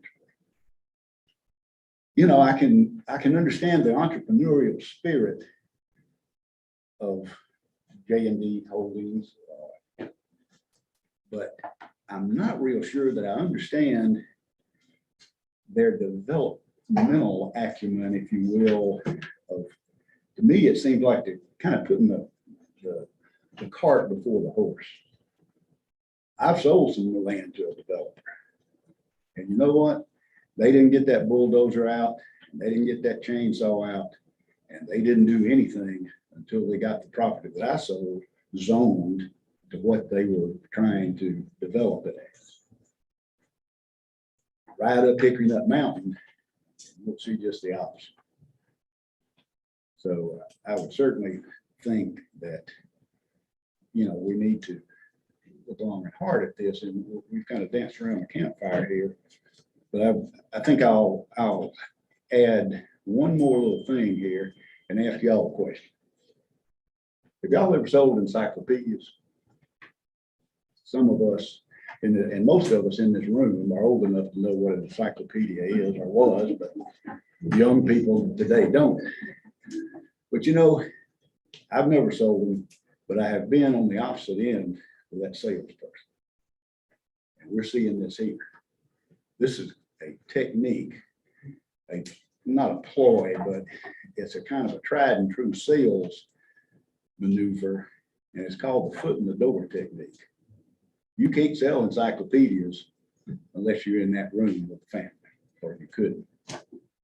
And so what happens when you get your foot in the door, and that's what I call these two parcels that they're trying to do here, they're getting their foot in the door. And if that thing is approved, as people much more eruditely than I have said earlier this evening, the domino effect is going to take place. And you're fixing to see short-term rentals all the way up the mountain free. So therefore, you know, I would urge you to, you know, think about putting yourself in the position of people who live here. And I'm sure you can, because you do. So I would say, no, let's bring this to a close. Thank you.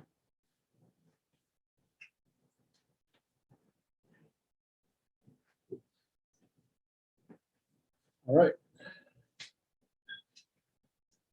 Any more in opposition? Okay. Mr. Do you swear or affirm that the statements you're about to make before the town council will be the truth, the whole truth, and nothing but the truth? I do. My name is Terry Knudsen. I reside at 330 Tallulah View Road. And I totally agree that a development like this would be an asset for our community. But what I would like to request of the council is that the people who have bought in an R1 and their homes are there, I would like you to protect our R1 status and have this developed in a commercial property.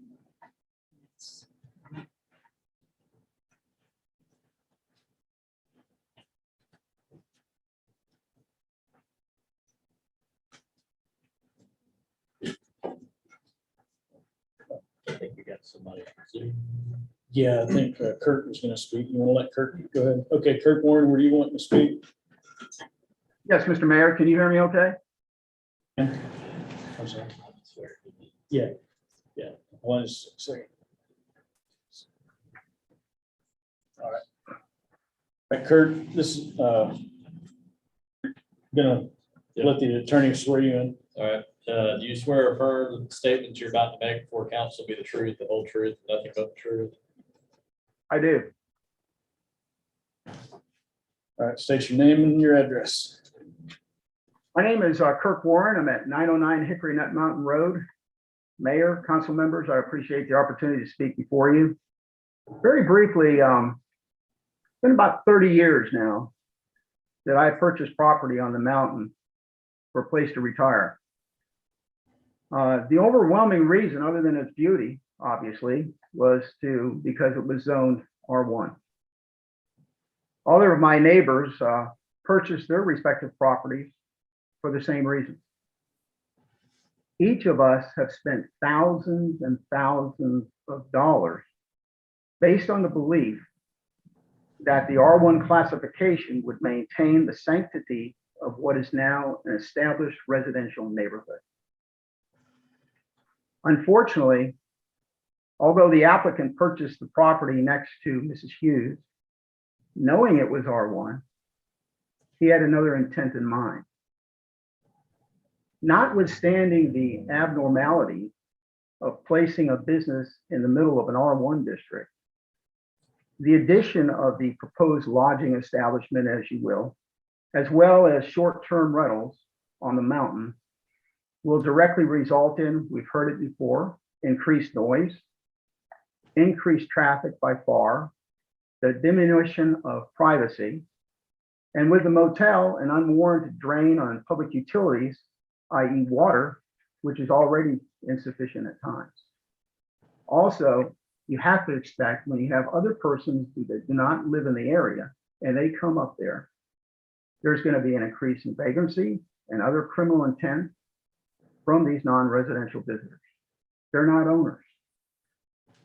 Although the September 2nd application cites alleged benefits to what the applicant has to look at what the applicant, but let's look at what the applicant has done thus far on these alleged benefits. And it's one main thing, and it's been spoken to already. Much of Hickory Nut is now devoid of the topography before they were even permitted to go forward as they are here tonight to attempt to get that route to go forward on. We're missing all of the trees, all of the underbrush, and for what? What was the purpose of that? So I'm going to be a lot more abrupt, I guess, than Mary Beth is. I believe that the proposal by the applicant and the applicant's acts thus far are nothing more than a virus. That's what it is to this town. There's been nothing good that has come about this. And which, if permitted to continue, will destroy the nature of our residential neighborhood. Therefore, I implore you, the council, to basically vaccinate the town by denying the application for rezoning in its entirety and getting rid of this virus. Thank you.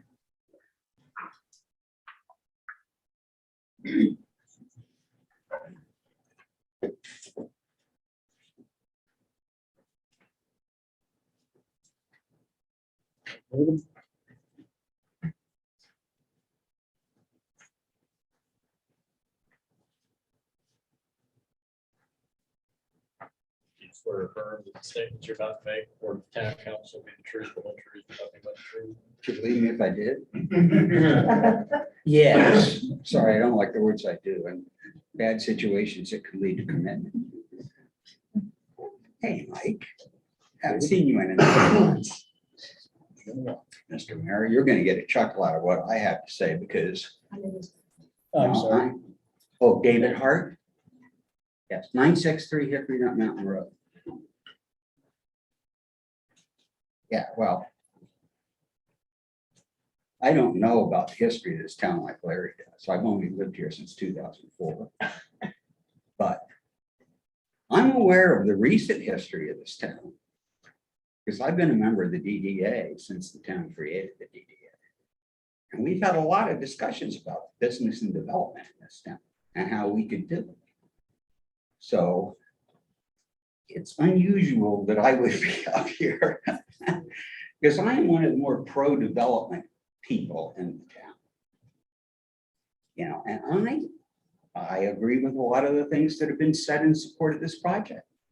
I'd like the tax base. I'd like someplace for people to stay in Tallulah Falls. I'd like to capture, as Keith says, some of the money in the pockets of the people that come to the park all year long.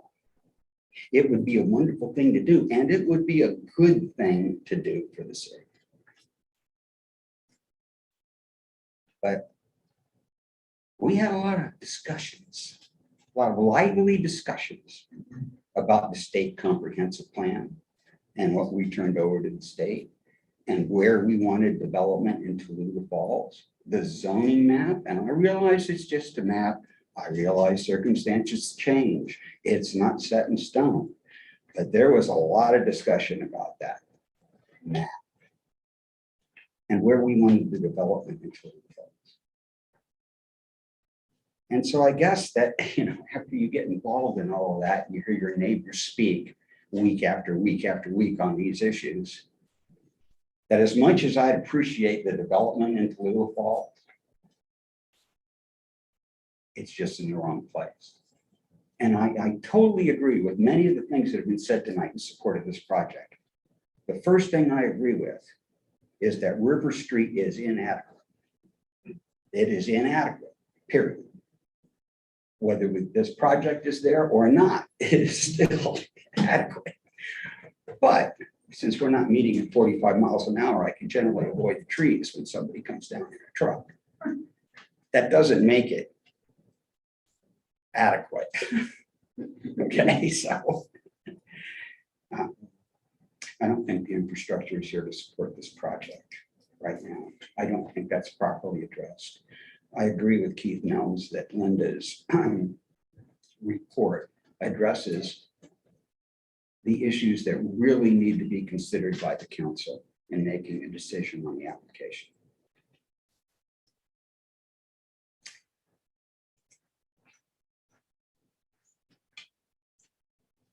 We've had a lot of discussions about the dock, the city dock, the danger posed by the city dock.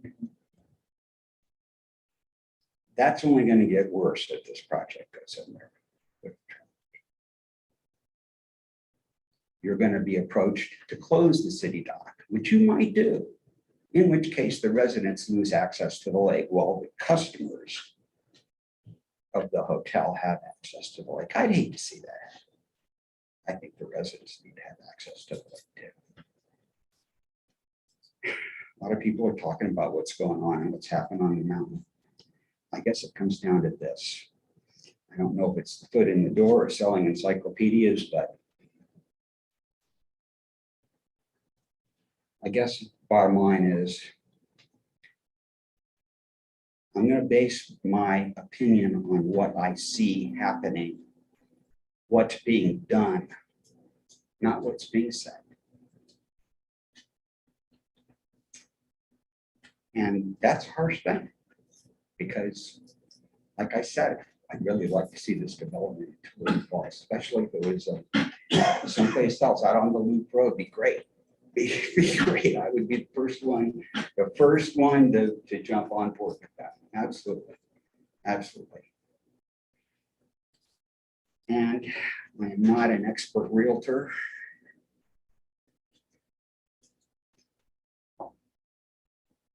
But I suspect that the true economic viability of this project doesn't rest with the development on the lake. Because that has a certain maximum number of units that are going to generate revenue. And that might cover your hard costs. But if you're really going to make money with a project like this, it doesn't make sense unless you come up the mountain with short-term rental properties. And I realize that they've been described as single-family residences, but they're not. They're houses that could be used for single-family residents, but they're not being proposed to be used for single-family residences. So I'm worried about the foot in the door because I think the profitability really skyrockets when you come off the mountain with short-term rentals. And I am very much opposed to short-term rentals on the mountain. Now, I realize that if nobody wants to come to your property under those particular circumstances, property values might drop, but I just don't think those are the circumstances that we're presented with here. I read articles too, and I read lots of articles in many communities around the country that have problem with these Airbnb and short-term rental issues, just like we're having here. There are solutions that could be considered by the council. So I'm opposed to short-term rentals on the property without the proper way to control. So I would urge the council to deny this application. And I would also urge the council to work with the applicants, because this is the kind of project that we need in Toulouse Falls. We just don't need it right where they're proposing. Thank you.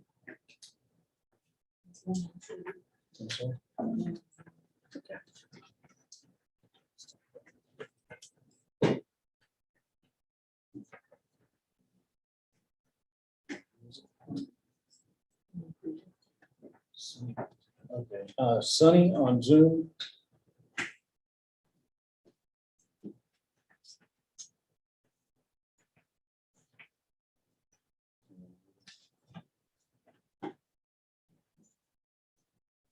Oh, we can't hear you yet. You need to unmute yourself.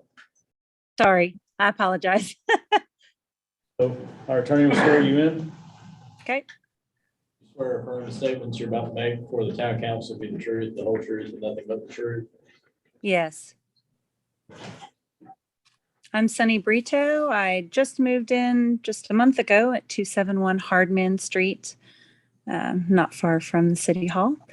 So just to provide, I agree basically with everything that Mary Beth said. Obviously, I'm very new here, but I did just choose to purchase. And actually, before I even got into the home, into Mr. Lee's home to see the property, one of the neighbors had mentioned to me that Airbnbs and short-term rentals are not allowed. And I actually saw that as a positive. It's part of the reason that I purchased here. I actually lived in Montana for 5 years and actually with a business partner owned Airbnb in small towns like Tallulah and rural environments. And I have seen the dramatic change that it can make, particularly in a small population. Just a few people from outside, as others have said, that are not invested in the community, that are there to party or whatever they might. I mean, some people may come for peaceful type quiet and others don't. And you have absolutely no control over that. There's no opportunity to act as a landlord and vet people who are coming into short-term rentals. And the town will just receive whatever shows up. And particularly for children being able to play around the neighborhood, quiet. I think it is a very, very bad idea. And I would feel part of the promise that I had just purchasing a home here was somehow stolen from me. So, and I'm investing a lot of money right now, in fact, to create a long-term rental in my basement. And that was planned based on the information that I just received that we don't do short-term rentals, at least not in the residential area. And then just one other thing about noise. I don't know much about the traffic yet, but noise carries on the water. So particularly on a lake, I walk down to that lake regularly already. It's one of my favorite things to do in the evening. And it's peaceful, it's quiet. Yes, there are residents there, but our lake is not one. And I originally am from Florida, where small lakes, you just get a few canoes out there with a little bit of beer and it can disrupt the entire neighborhood. And frankly, we already get quite a bit of noise from the highway. And the last thing we need is, 20 people out canoeing or kayaking on that lake, and it will disrupt all of our peace. So thank you so much.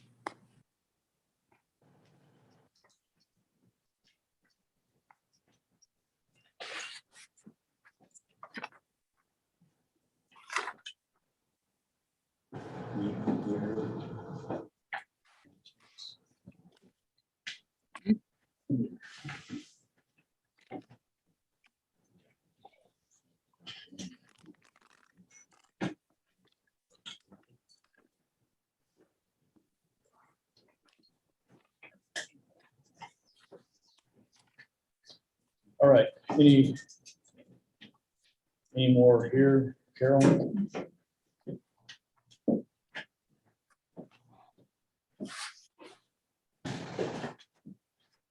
Swear affirm that statements you're about to make for the town council be the truth, the whole truth, and nothing but the truth. I do. My name is Carol Nelms. My husband is Keith, who just spoke. We live at 990 Hickory Nut Mountain. And when we moved up here, as he mentioned, we left a community that was being torn apart by a mall. We actually decided to get our daughter out of that area much sooner than we planned. We were going to come up and buy a piece of land and then design a house and then build it for our retirement home when we retired, which we'll be doing shortly. When we came up here, we found our property, we found a good builder. And when we moved in, I felt a sense of peace and quiet and also camaraderie that I had never felt before in Beaufort because it was becoming a mess. I'm neighbors with Mary Beth, I'm neighbors with Barb, I'm neighbors with Dave, I'm neighbors with probably half the folks here that I haven't met yet, but we're neighbors. One of them gets in trouble, I go at 2 in the morning to see what's going on. I like my peace and quiet. I still work part-time, and on tomorrow morning, I get up at 5 in the morning to go down the hill. Hopefully I have enough caffeine by the time I hit 4:41, because I gotta function. I gotta function for 12 and a half hours in an ICU at Northeast Georgia Medical Center. I do not want someone next to me or around me disrupting the peace where I have to hear sirens or nonsense like that in my neighborhood. I moved up here to get away from that. And I expect that you know by now, I oppose it, and I will continue to oppose it. And again, where they want to build it is wrong, that they want to build it is not. It's in the wrong place. Thank you.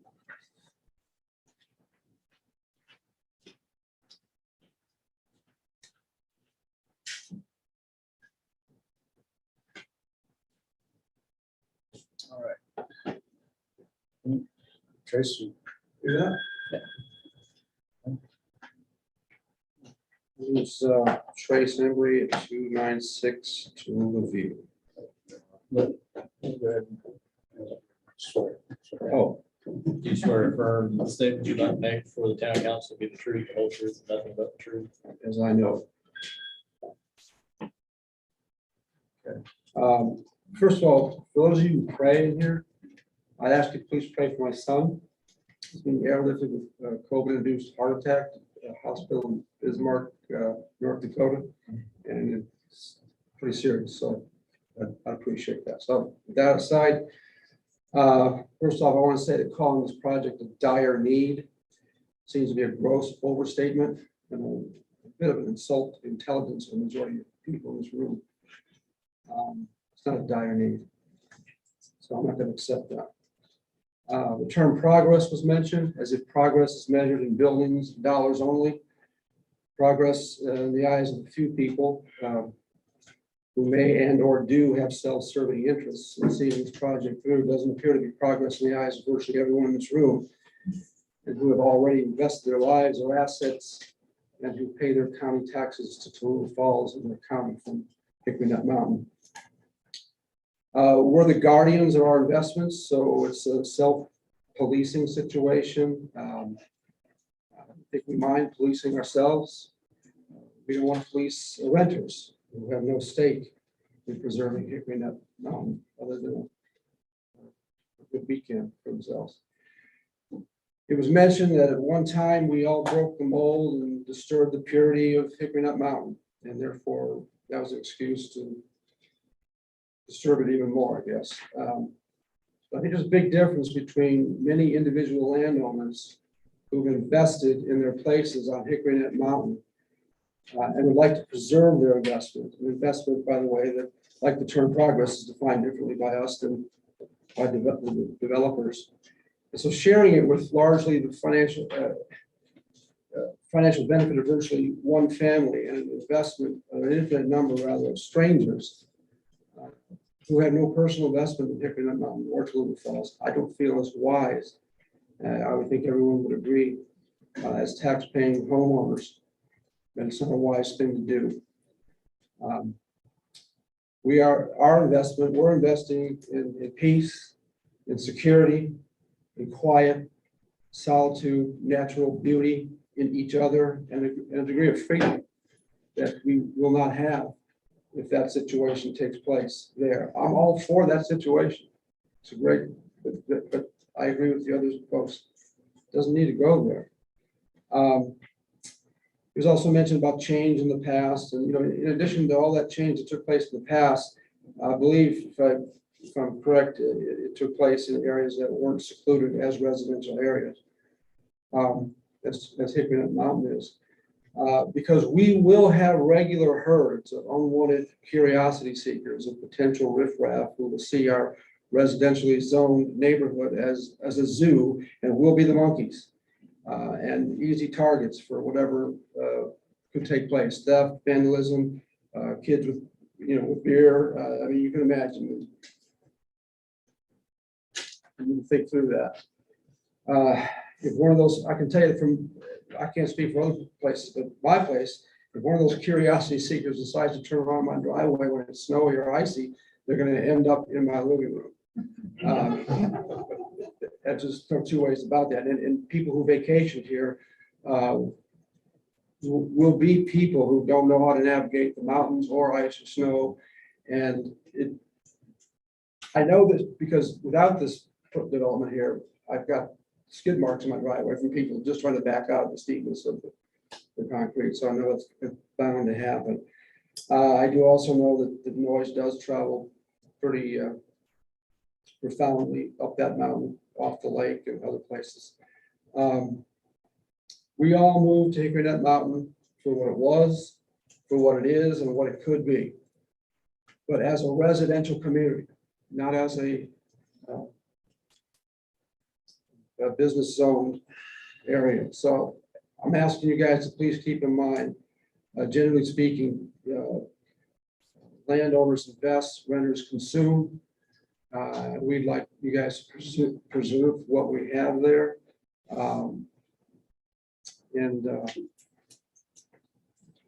We only have a limited amount of space for consumption. So that's pretty much it.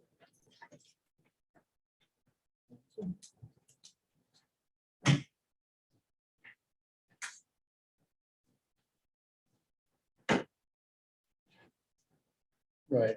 Anyone else present or on Zoom wanting to speak in opposition?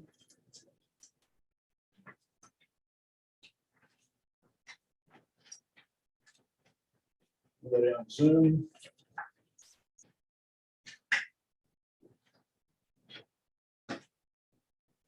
Okay. All right, we're going to close out the comments from those in opposition to the application. We're going to allow the petitioners an opportunity for summary remarks and rebuttal. And again, comments will be limited to 5 or 10 minutes each. We did have a couple of overages, so I'll be as lenient on those as I was with them. So.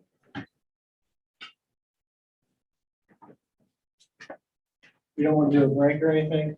People If you would. I mean, it's up to everyone else here. We power through it. All right, let's do it. I like that. Y'all saw me sneak out earlier, so I'm ready to go. We don't need to swear them in again, do we? No, they're still. I'm saying. All right. Let me get my timer going. All right. Ready? Ready. All right. I'd like to just address a few of the comments tonight. I think a lot of people, and I said this at P&Z, made a lot of good comments. I think there was a lot of misinformation, but I think there was a lot of good comments as well. And a lot that should be respected and thought of through this whole entire process. One comment I do want to address was kind of the cart before the horse scenario, or the encyclopedia, whatever the heck that is, encyclopedia comment. I'm kidding, I know what encyclopedia is, not that young.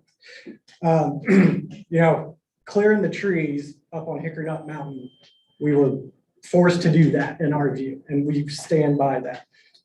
We've been trying to do a project in Tulare Falls for quite some time now, and at various points through legal and somewhat other questionable means, in our opinion, we've been stifled and we've been kind of pushed around and obstacles thrown in our path. So when you see something about to happen to your property to be taken away from you, or you feel like that, you do what has to get done to protect your property. And Lord knows, I don't want to go up on that mountain and clear out all those trees. I hated it. I grew up here. I love that mountain. A lot before than a lot of, people were up there. It cost us a lot of money and it sucks. And I just didn't want to do it. But I felt we were forced to do that. And a lot of the things we're having to do still feels very forced upon us. And I'm not gonna say victim because I don't like that word. There can be disagreements, there can be unlawful acts perpetrated against me, but I'm not a victim. Never will be. So to address that, that was the reasoning for the trees being cut down and the cart before the horse. And another thing is there was short-term rentals up on the mountain until we showed up. And I understand maybe that argument too. Maybe there was someone said, well, they're gonna do a bunch and there's only one or two, or we don't even know how many, but we know we gotta stop it. And I can appreciate people that don't want short-term rentals on the mountain. It's an interesting argument. So it's a lot to think about and it's a hard decision. People are gonna stand here and tell you it's an easy decision. On both sides. There's definitely people on my side that say this is the easiest decision any town could ever make. There's a lot of people right behind me that says this is the easiest decision a town could ever make. And it's just not that easy. It's not black and white. There's always a little bit of gray. And there was a lot of people that said, it's gonna go up the mountain. Like I said, I didn't want to go up the mountain. I'm gonna address you, but I'd be curious to the people behind me. If I said, if we could do this project and we said, we will not go up the mountain, how many hands would raise? I'd be curious to see that. Whether it's us promising not to do it for 15 years or promising to do long-term rentals up the mountain, or heck, what if we put up sell signs on top of that mountain and grant this project? What would be the hands behind me that say, you know what, okay, we get it. But, there's arguments against that as well. Mary Beth lives next to the property. So no matter what, I can understand where she's coming from. To further go along through here, I also feel like, there's a lot of hostile, I don't really think it was hostile, a lot of misinformation. Let's just put it that way instead. So I do have to object to the unsworn presentations, petitions, letters, videos, conversations, which unfortunately also means I have to, I guess, object to my conversation, which was unsworn with the person that was here. Again, it's always going to be a difficult decision. Look through my notes here. One thing I do want to address is someone, that keeps talking about erosion, us not grading properly or doing other things in an improper manner. I would be willing to bet half the people behind me have called almost every regulatory agency they could think of because they've come out. Cities come out, Raven County's come out, EPD's come out, other people have come out, I'm assuming. EPD was here yesterday. So, y'all doing it above bar. And if you want to insult the work I'm doing on the mountain, it is being done by what I would argue one of the best workers in Northeast Georgia. And I do take that personally because he's a good person. He's hardworking and he's a local, been here forever. So one of those things that do make me upset is when my friends and loved ones get insulted. I don't really like putting up with it. Now, going a little bit further along here, like I said, we're still in a very collaborative, friendly mode, in my opinion. Brian, my Uncle David, my father are still willing to work with the townspeople to get this project done, or the short-term rental issue that is ongoing. And it still can be collaborative. It still can be everyone wins. I don't know why we've entered this prisoner's dilemma where there's a zero-sum game, where there can only be one winner and one loser. I don't think it works like that. Just like I don't think everything's black and white, and this is a hard decision for y'all to make.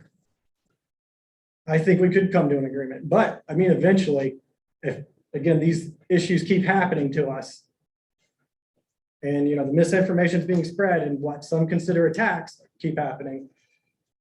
I don't know, at some point, someone's gonna say, all right, I guess we can just go, I guess this can't be friendly. And I don't think that's the way to go at all. Now, we filed rezoning conditions that answer all the 9 questions, probably more than once. I know Brian sends me, Marcia sends me stuff all the time, it seems hundreds of pages long. We have constitutional objections that have been filed by our attorneys that probably should be an exhibit.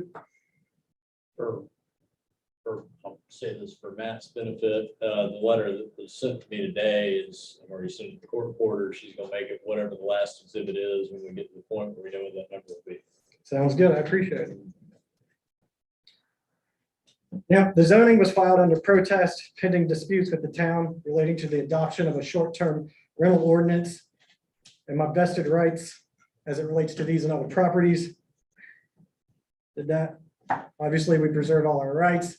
I hate reading, I like more talking from the heart, but sometimes you gotta cover all your points. Now, they'll get up here and say, well, I guess it's too late, I'm the last speaker besides some of my family and friends. You've heard a lot of, well, urban zone property, go build it somewhere else. This is a beautiful project that would be perfect on the lake. And that's the perfect spot to do it. Do we own other land in the area? Absolutely. I own 30 acres commercial, I mentioned before, it's about 1,000 feet from this site. But, I own it with someone else. And we don't know if this project's for us. That's just the way it is. People reference land that is in some other members of my family's name. Do all y'all get along with your siblings? That's not how this works. We're not one entity. Never will be. We have differing opinions, different ways of doing things. And that's why we picked this perfect location. And again, for short-term rentals in a single-family residential townhome area. The only thing that I can actually see us being requested, that should have been requested and was requested in the beginning, is this density item. Everything else has been addressed. And I know there's a lot for the council to think about. And I know y'all been through a lot. And I appreciate all your time and all the effort y'all do for this city. And I know you have a tough decision to make. And I appreciate everyone else that showed up here to give their opinion. Because as long as you're not being untruthful, your opinion should matter.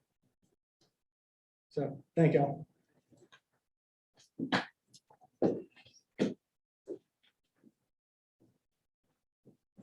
All right, just a few points I wanted to address from the comments that were made by the public. First being that property was added from the time we submitted our original rezoning application in 2019 to the one in 2021.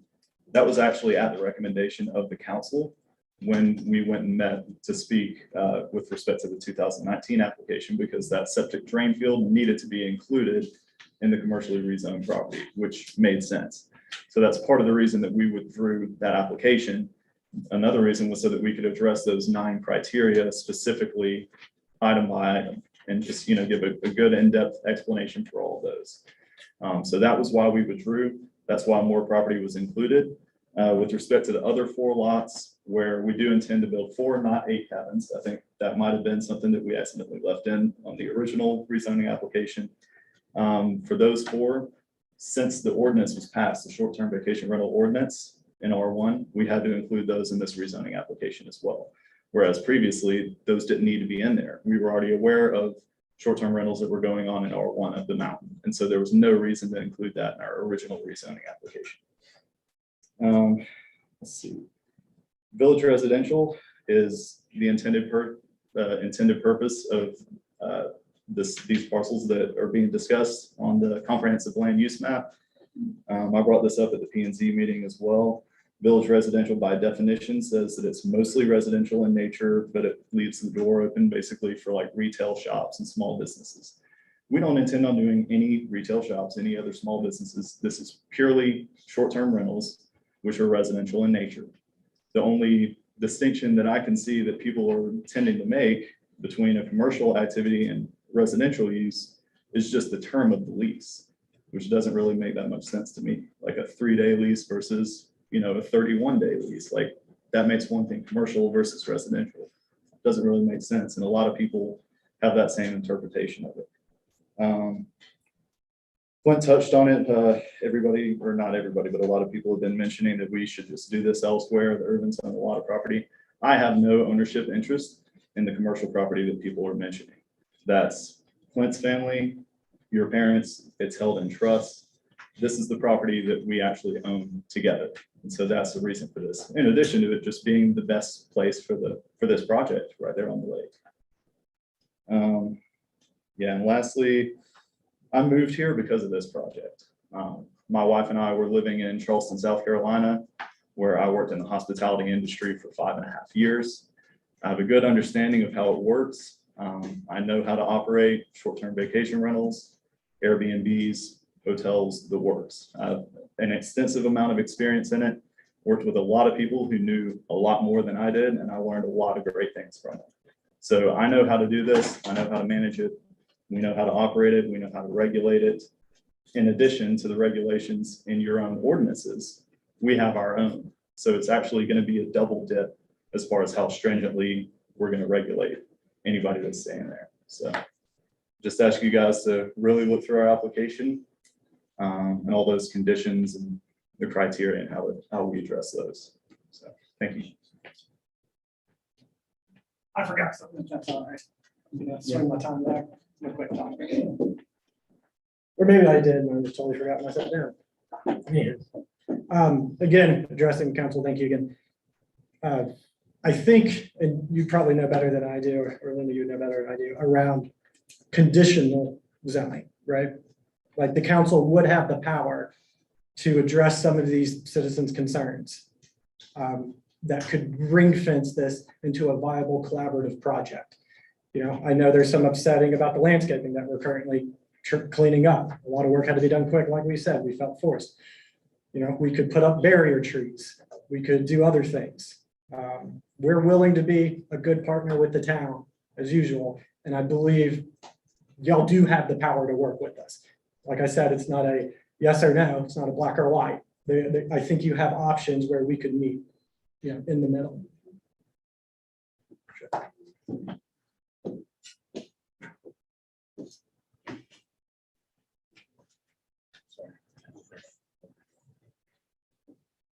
Yeah, I don't believe we did this before. No, they did. Oh, yeah. So do you swear or affirm that the statements you're about to make before the town council will be the truth, the whole truth, nothing but the truth? I do. My name is Marsha Brock, and I have worked with Johnny and David Irvin for 36 years. They're really fine individuals, along with their children and their extended family. And with all of the business ventures that we have been through over the last 3 decades, I can assure you that, you know, whatever we bring to Tallulah Falls will be a quality development, whether it be, you know, townhomes or cabins, short-term vacation rental, long-term vacation rental, which brings me to the subject. Earlier, lady on Zoom had mentioned that she was possibly looking at doing long-term rentals. Well, we can do long-term rentals. We had rather do good development with short-term rentals, because a lot of times when you get long-term, you get bad renters in and they're there for a longer period of time. It's harder to get rid of them. You have to go through an eviction process. We want to work with the city. We want to work with the city council and all the residents in doing good development. And we want to be a good neighbor. And again, there's been a lot of remarks tonight. Some of them I agree with. A lot of them were fabricated. And Johnny Irvin is a resident of Tallulah Falls, along with his wife, Ann Irvin is a resident. And Clint is still sometimes a part-time resident here. And we are discussing building homes up the mountain, possibly a second home for Brian to where he can stay during the week and doesn't have to travel every day back and forth from Atlanta.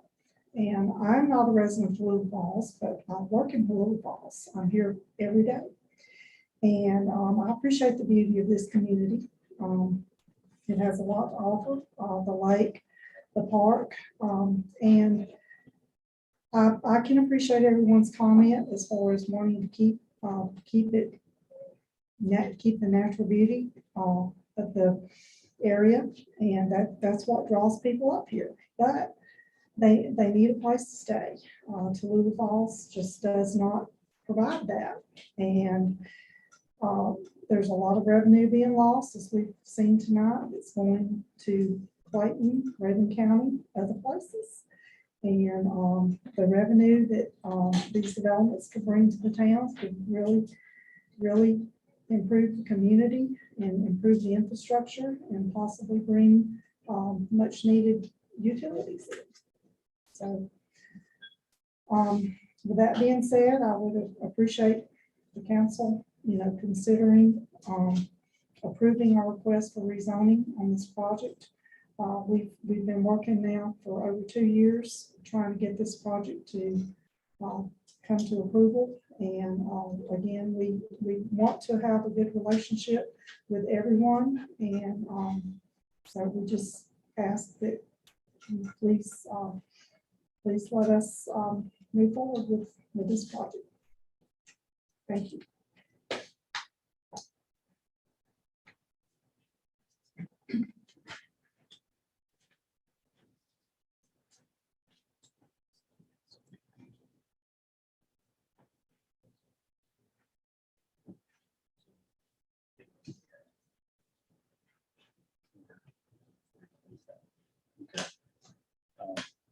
For anybody or just for any of the supporters or just due to the volume on the opposition, if you guys want a little extra time to speak, if you have something else you want to say, we can, I think it'd be advantageous to let that happen if y'all want, or if you feel like you said your piece, we'll move on.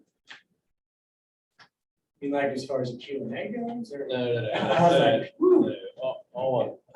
All I'm saying is that, so we gave everybody a minimum time, maximum time, and the minimum time per side. But with more people speaking in opposition than in support. Right. So along those same veins, if there's anything else that the applicant or somebody needs to, I don't want to reopen the hearing on that. Right. But on matters not covered, something else that the applicant wants to say is put it in. I don't know if there's anything else. I mean, again, everything is pretty much addressed within that application. I can get up at the podium and go through and read the entire thing out loud, but I don't think that anybody wants to do that at this point. It's starting to get kind of late. But again, I think people really need to read that in depth to get a true understanding of what we're actually applying for, as well as the conditions. As opposed to us just getting back up there and just rattling off more information and, disproving, some of the misinformation that's clearly been spread around. I'd rather just open up an open discussion, like Clint was saying, with the council and begin to work with you guys back and forth so that we can come to a resolution that works for everybody. That's really the end goal. We're not here to just say, this is exactly what we want, how we want it, and or we don't. That's not the way we want this to work. We want it to be a collaborative effort. So I don't think we really have much else to say outside of I have something to say on behalf of the applicant, Matt Reeves, their attorney. There have been some unsworn written submissions presented tonight that the applicant hasn't had the opportunity to see. We would ask for an opportunity to obtain those, review those, and supplement the record with a rebuttal of all the written materials, and also to have a chance to scrutinize some of the things that were said tonight that were inaccurate and bring those inaccuracies to the attention of the council. There was about an hour and a half of arguments, a lot of which contain inaccuracies that I think cross-examination and an opportunity to rebut those would shed light on. Tonight would have been the public hearing. I think in terms of the objection, you're the presiding officer, but I mean, he's made it, we can note it. I've already explained to you all about the significant. Well, then we would argue the submission of written materials, unsworn written materials, has spoiled that public hearing. If there's not an opportunity to review them and to respond to them. I guess the same would be true for the unsworn documents and statements the applicant has made. Again, I mean, I think, you know, he's section, we noted. We're comfortable having our presentation scrutinized and cross-examined, and I think due process would be beneficial to both sides on that point. If this was an attempt to have something quasi-judicial or whatever, I think some things have ruined that. And I think the opportunity to review the written submissions and respond to them is in order. Additionally, Tallulah Falls doesn't have many zonings, but to allow, you know, an hour and a half of people to make arguments, a lot of which presented inaccurate statements, we'd like to have the opportunity to respond to those.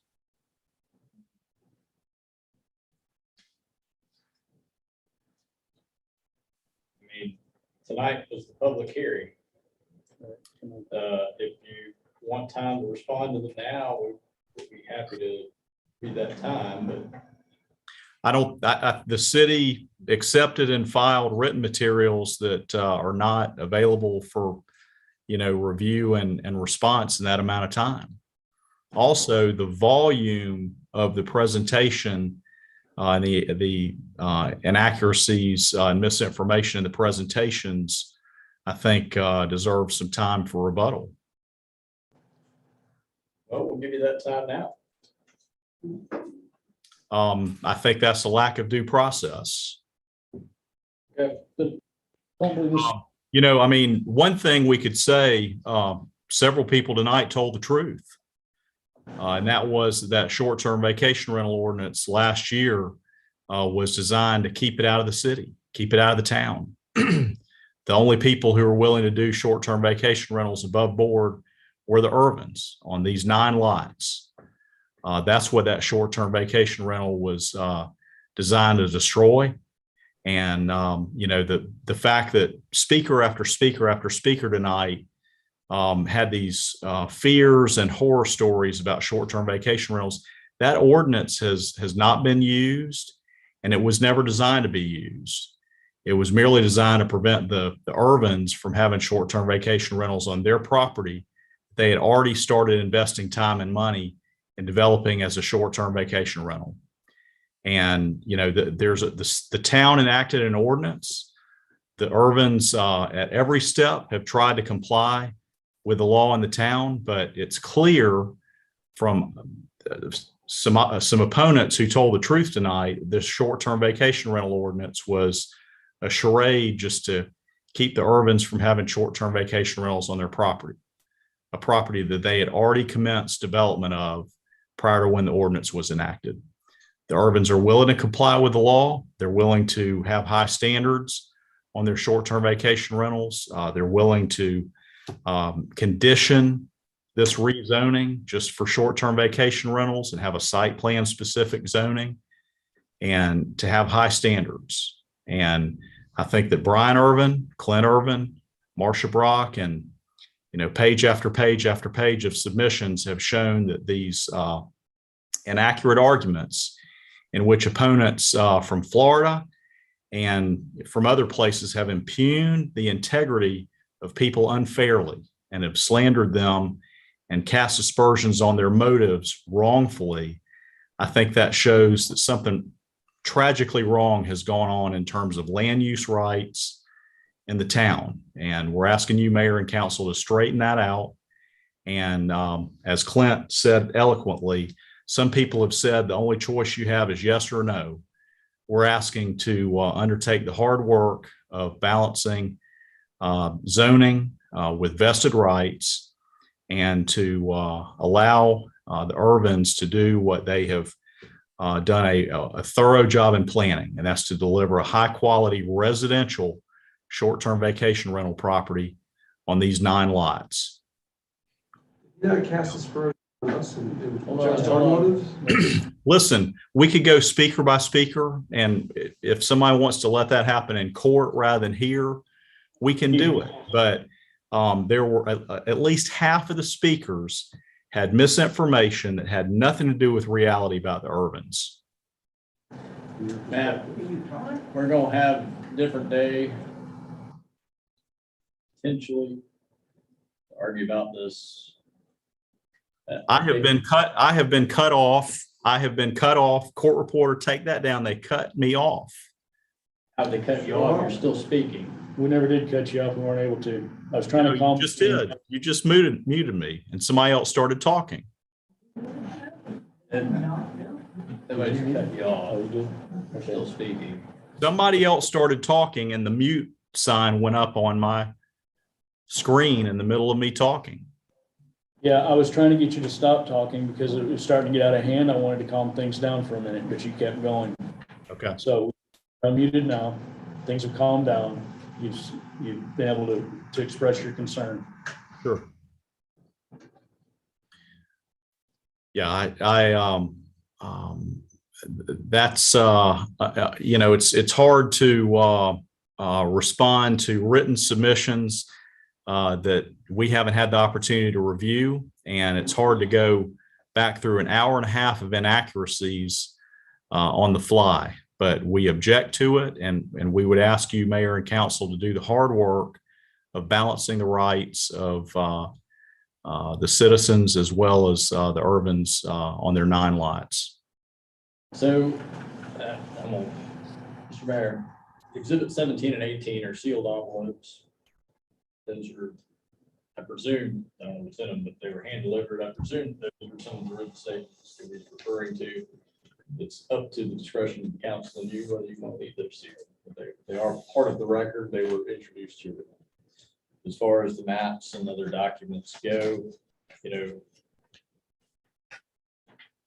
these are, consider that it is something that has been presented. They're different than a site plan or anything else. There hasn't been the type of written submissions beyond 19, 17, 18.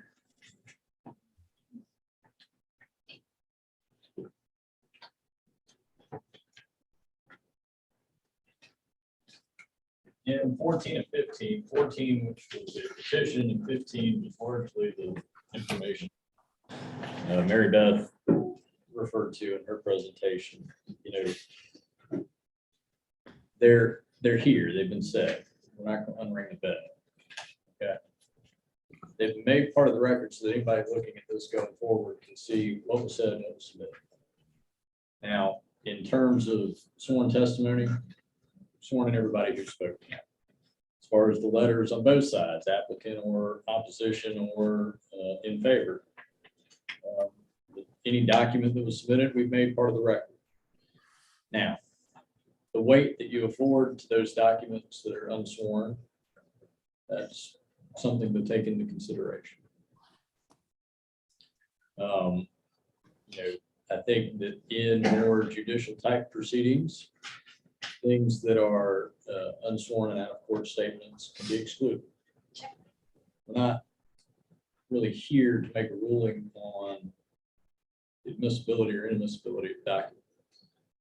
But the weight that you afford those documents and testimony and evidence and things that have been presented here today, that would be something for your discretion. And I would respond to that when you have an hour and a half of fear mongering and petitions, no one said what the petition said. Mary Beth Hughes didn't identify the realtor. These letters and emails, no one knows what they said. They're just these vague general presentations of unsworn evidence. If this was an attempt to have a judicial proceeding, it failed. Rules are being made up as you go, And, land use rights have been violated. Isn't the applicant here to rebuttal any inaccuracies? That's due process, correct? Yeah, look, we don't need to get into a back and forth argument about it. He's made his objection, it's noted. If we, depending on the outcome, if they want to take it up later, he's made the objection. We don't need to get into an argument back and forth on legal theory or whether this is due process or not. He's made his objection. Okay.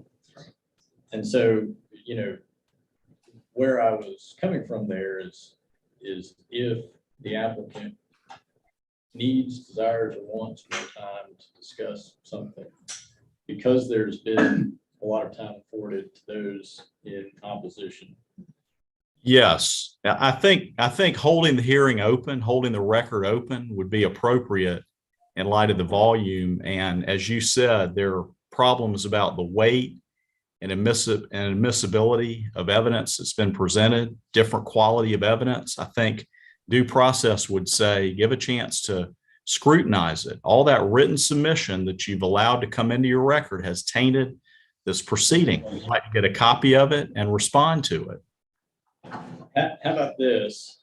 You've made your objection, and unless the presiding officer recognizes you, how about not talking over me? I didn't talk over you. So I think that the same courtesy ought to be afforded to me. Now,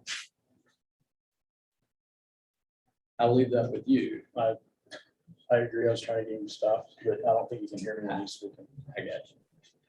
And I don't know if she can hear, take it down either, which is part of the problem. No, further note, he had the opportunity to be here tonight. He wasn't. This isn't intended to be for Matt and I get into an argument on this. And also this format is unprecedented. This has never been done in Tallulah Falls. There's no written rule. It was unprecedented and unexpected, this format. I don't know what to tell you on that, but this isn't intended to be an argument between us. Right. He's made his objections. I think he's made his objections, and and we've noted it, council. Unless y'all see some other reason, I'd like to go ahead and close the hearing. But I'm gonna put that to you guys. Decision. Everyone's spoken. I'll make a motion to close the hearing. Okay, Larry. Everybody's had their say.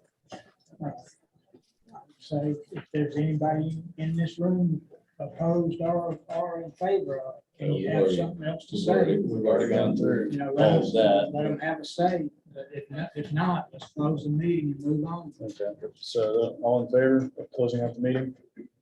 It's unanimous. All right, so we're closing out the public hearing portion of this meeting, and we'll move on to new business since we don't have any old business. This is a new business, number one, or letter A, new business is discussion among the council about the rezoning application. This is a conversation for you guys. Hang on just a second. No, hang on.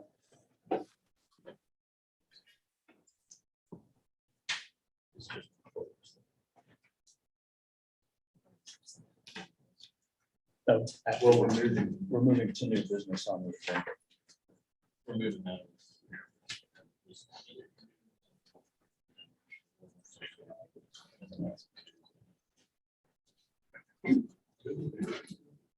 Okay, so we're gonna move on for you guys to, if y'all have questions as council members, if you, I'm opening this part up for you guys. I'm gonna tell you the truth, with all this court reporting and the lawyers bickering. I mean, I would be a fool to try to say anything or discuss what I felt without worry about having to go to court later. So it's a shame, but I got nothing to say. Okay. Do you, does the council feel compelled to move forward and make a decision one way or the other tonight? I will say this, that Clint's right. Doesn't have to be an all or nothing approach. There can be conditions that are put on zoning. Those conditions need to be rationally related and tailored to mitigation of any harmful effects or detriments that are created by the land use being proposed. So, in my mind, what you all have to weigh is sort of two different things, right? The first one is the land use under the zoning classification proposed, does it fit within criteria and guidelines that are set forth by the ordinance? If the answer is yes, then there's one approach. If the answer is no, there's a different approach. If the answer is maybe, but we have some things that we'd like to mitigate, then that's where you get into the conditions. I think we're talking around what everybody in the town, pretty much majority that I've heard from, have made a call and decision. I don't think there's any other discussion about this. It's unfortunate, but I would have to make a motion to deny it. The other thing I also want to make clear, that make sure that everyone here understands, is that what we're here to discuss tonight is the application for rezoning from R1 to BD. That's correct. And that's it. That's it. Whether there's vested rights for short-term vacation rentals, that's a totally different format.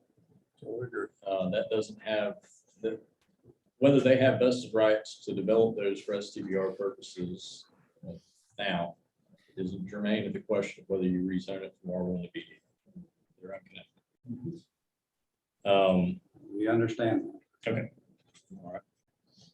So we have, so we have a motion on the floor to deny the application. We have a second. All in favor? Second. I did. You seconded. It was unanimous to deny the application to rezone to BD. All right, next item on the, and that is all for. That'll be, All right, we have a, next on the agenda, hopefully we can get through these real quick. The Habersham County is putting in a grant application for fiscal recovery funds, which we're going to be talking about, that we might read ourselves. You want to take a little. Take 5 minute break.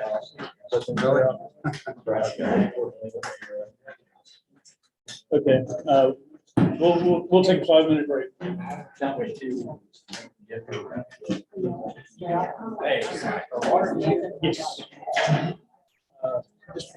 Yes. Yeah. Please, no question.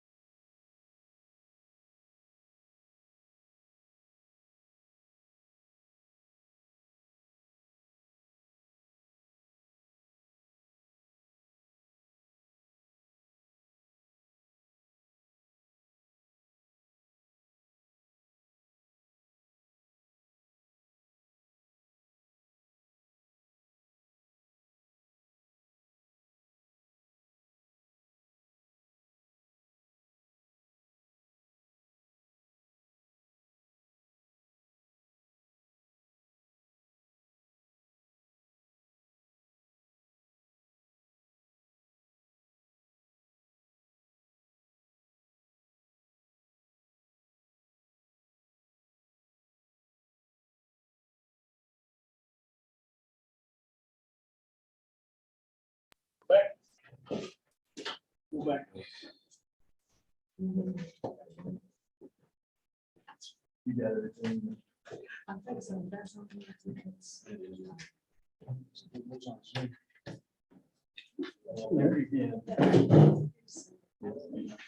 Run the rest before we get going. Okay. A few more minutes.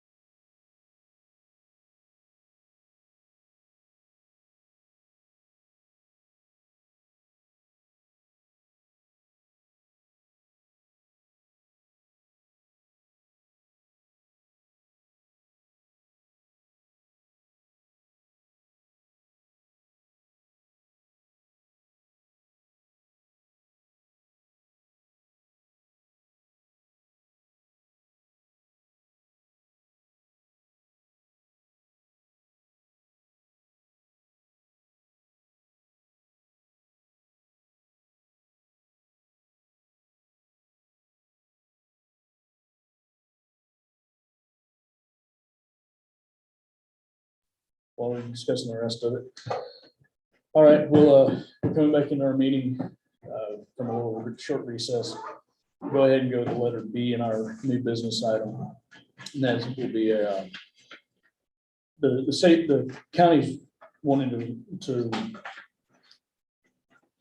is putting in for the same grant that we're going to talk about in a minute for us, and they're wanting us to sign a letter of support for them, but I need y'all's permission to do that. So Yeah, there's no payback on that.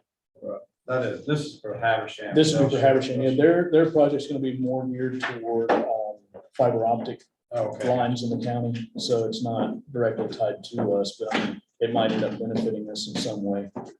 So Okay, so we need to make a motion to support. make a motion to let me sign the letter. Yeah, I make a motion to support. Habersham. Tom seconds, all in favor, unanimous. All right.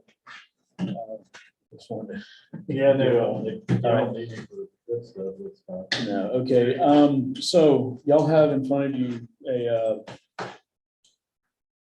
just a list of water projects, basically, that we came up with. We kind of, this is very last minute. Mike Sands came with some ideas. I looked at some of our project ideas and came up with a short list, just to give you guys an idea of what we could ask for. None of that stuff's set in stone. Those prices aren't exact. Yeah. But they're close. The question is on this grant, Linda looked into a little bit further. It doesn't have to be a matching grant, but it can be.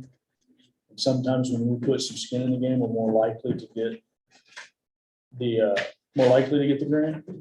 So the question would be on that, do you want to, first of all, would be whether or not we want to entertain doing it 100% grant, or do we want to contribute, and if we want to contribute, how much? Yeah, is this budget, would this be budgeted for this year?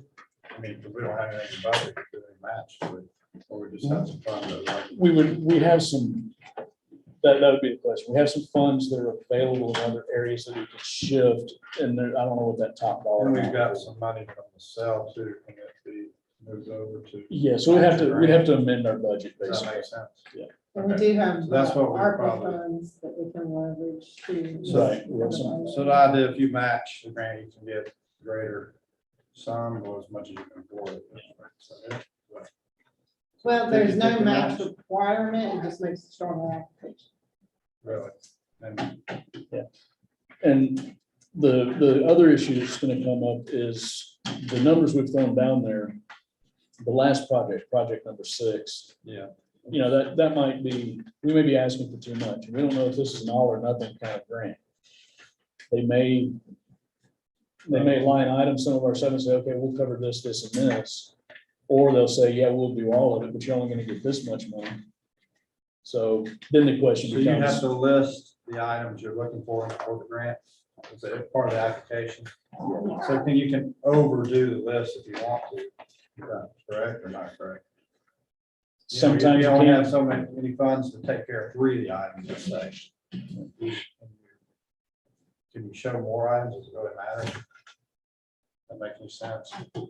I don't think you wanna request a lot more than what You you can afford? you Okay. intend to do, so. I mean, I mean, I think to ask for less than we might be willing to put out there, if that makes any sense. Yeah, Yeah, well, it's like with our safety grant, we'll put out a list, we put in for $4,000 for each department. Well, they said no on this and this, but they gave us the full, they gave us the 6,000.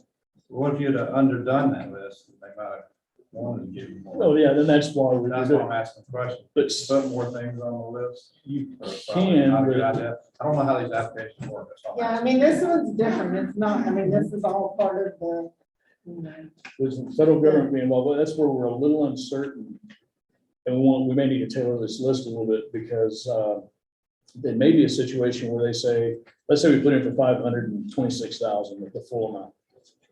And they say, and we say, well, we're willing to put in 100,000. So we're expecting 400,000 from them.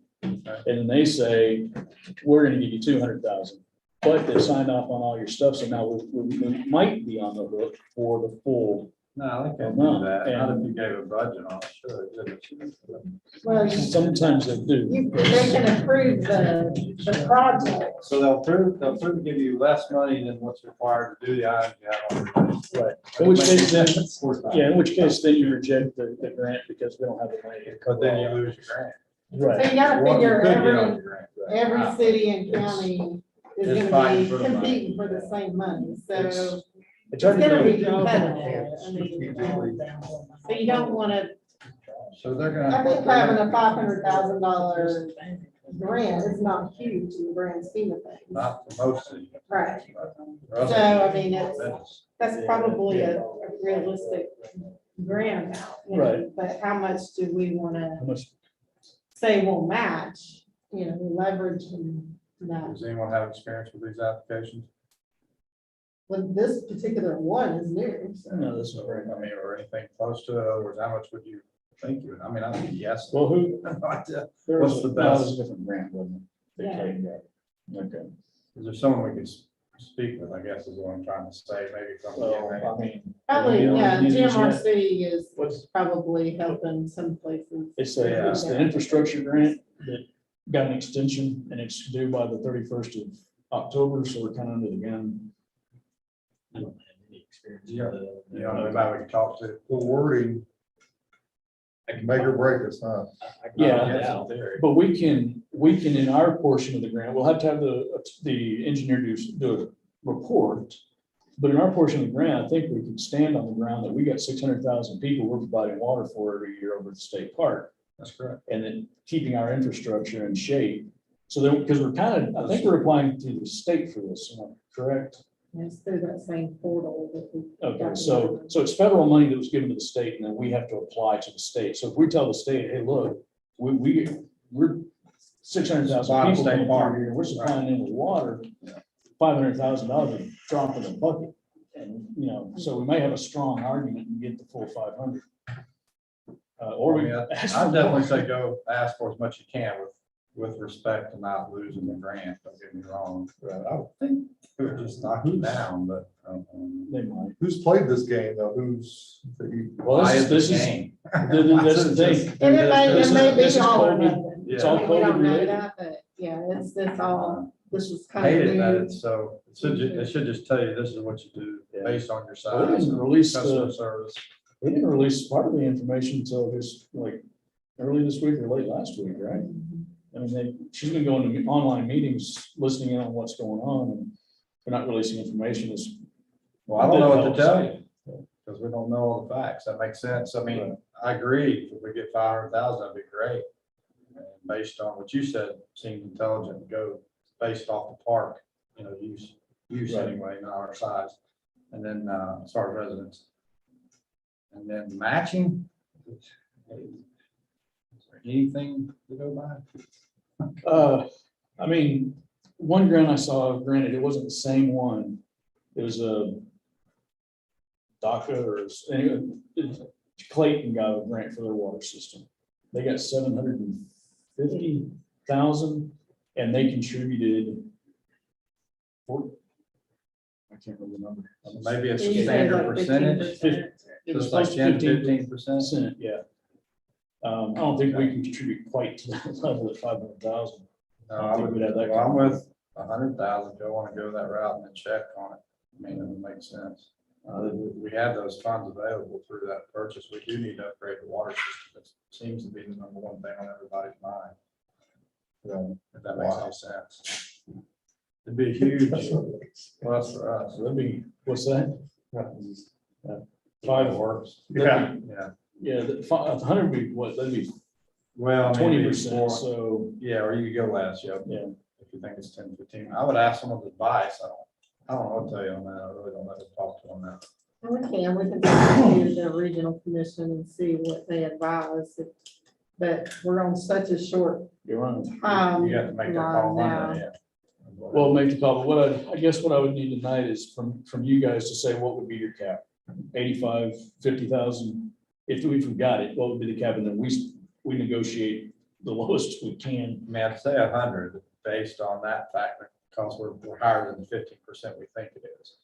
But if it's someone y'all talk to says, oh, no, here's your application, do it at 10 to 12, then obviously that's what you go And with. this estimate may change some. So Yeah, that that's, estimate- that's a good, Yeah.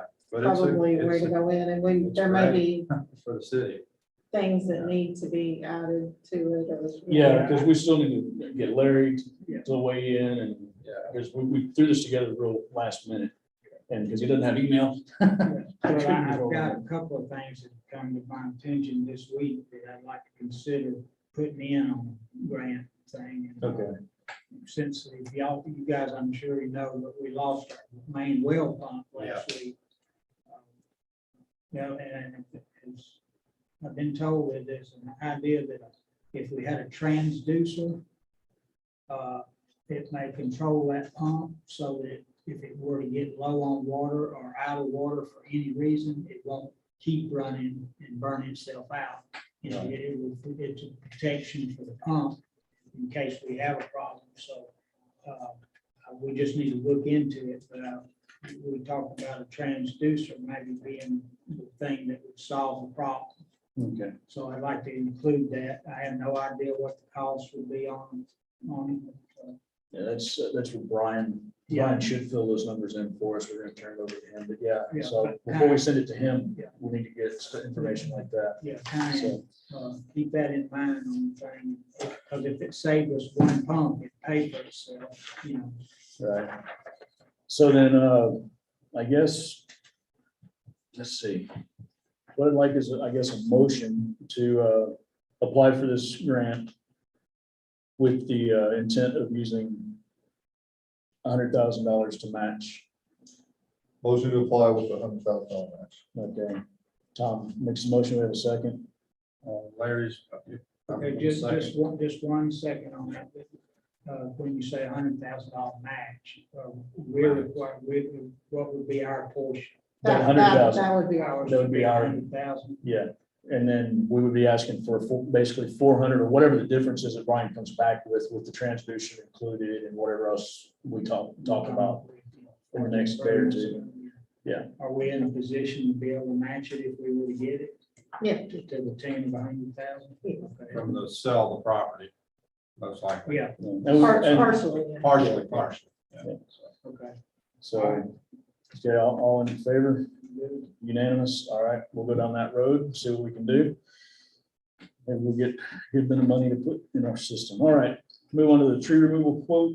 So do y'all need on that grant? I mean, I can probably find out tomorrow if somebody who's either dealt with it or has experience. The regional commission will have their grant, right? I'll talk to them. That's who did our last one. too. That GMAC crowd, which do go by a different name. GMRC. That's how I'm GMRC. Okay, that's who you're talking about. They always do. Yeah, they're very helpful. They beg to come up here and visit with us. Always confuses me too, because the one that covers Macon and Warner Robinson, that area is Middle Georgia Regional Commission. Great. All right, so the tree removal quote, we've had a couple of comments about some trees on River Street. Craig knows. Yeah, there's definitely a dead pine that's going to come down soon. And while we were gonna take that one out, it's a dangerous cut. Because it's gonna come down this winter, we're gonna be down there chainsaws cutting it. We identified some other overhanging trees, two other trees. Yeah. That, at the time, we figured we'd get a better deal if we add in a few more trees, so we did. So the quote that came in was $1,900, and that's for complete removal and shaving the stumps down to ground level. Yeah, these are, this is from public comment too, just Yeah, let you there's- know, honest about getting these trees taken out. Yeah. Who gave the quote? I don't That think was- I've got it here. That was Jade Eller. Deadwood Timber. Deadwood Timber. And he's done quite a bit of work around town. I don't think he's done work specifically for us. I don't think so, but yeah, he's done work all around town. He's insured too. Is it? Well, Yes. I'll mention one more because he's always been reasonable. We already work with him. And this for Manuel, what's his last name? Manuel Hernandez. And he's mentioned a couple of times if we needed any tree removal or anything. Was he doing tree removal now? I know he did landscaping and Yeah, cutting the grass. and he cuts our grass for us, and he did tell me, yeah, I said, well, I wasn't sure we did that. He said, oh, yeah, I'd be glad to do it. And he is insured too, so, he's always been more than reasonable in anything that I've ever dealt with him on. Yeah. And he's the grass cutter, so it might be worth a call to get him, tell him what we, show him what you want done. I know we got other areas we need some other work done in, just trimming some stuff back from the right of ways around town. I've got Mark Wilcox. He's contacted me. He wants to talk about it, and we can definitely talk to him about that.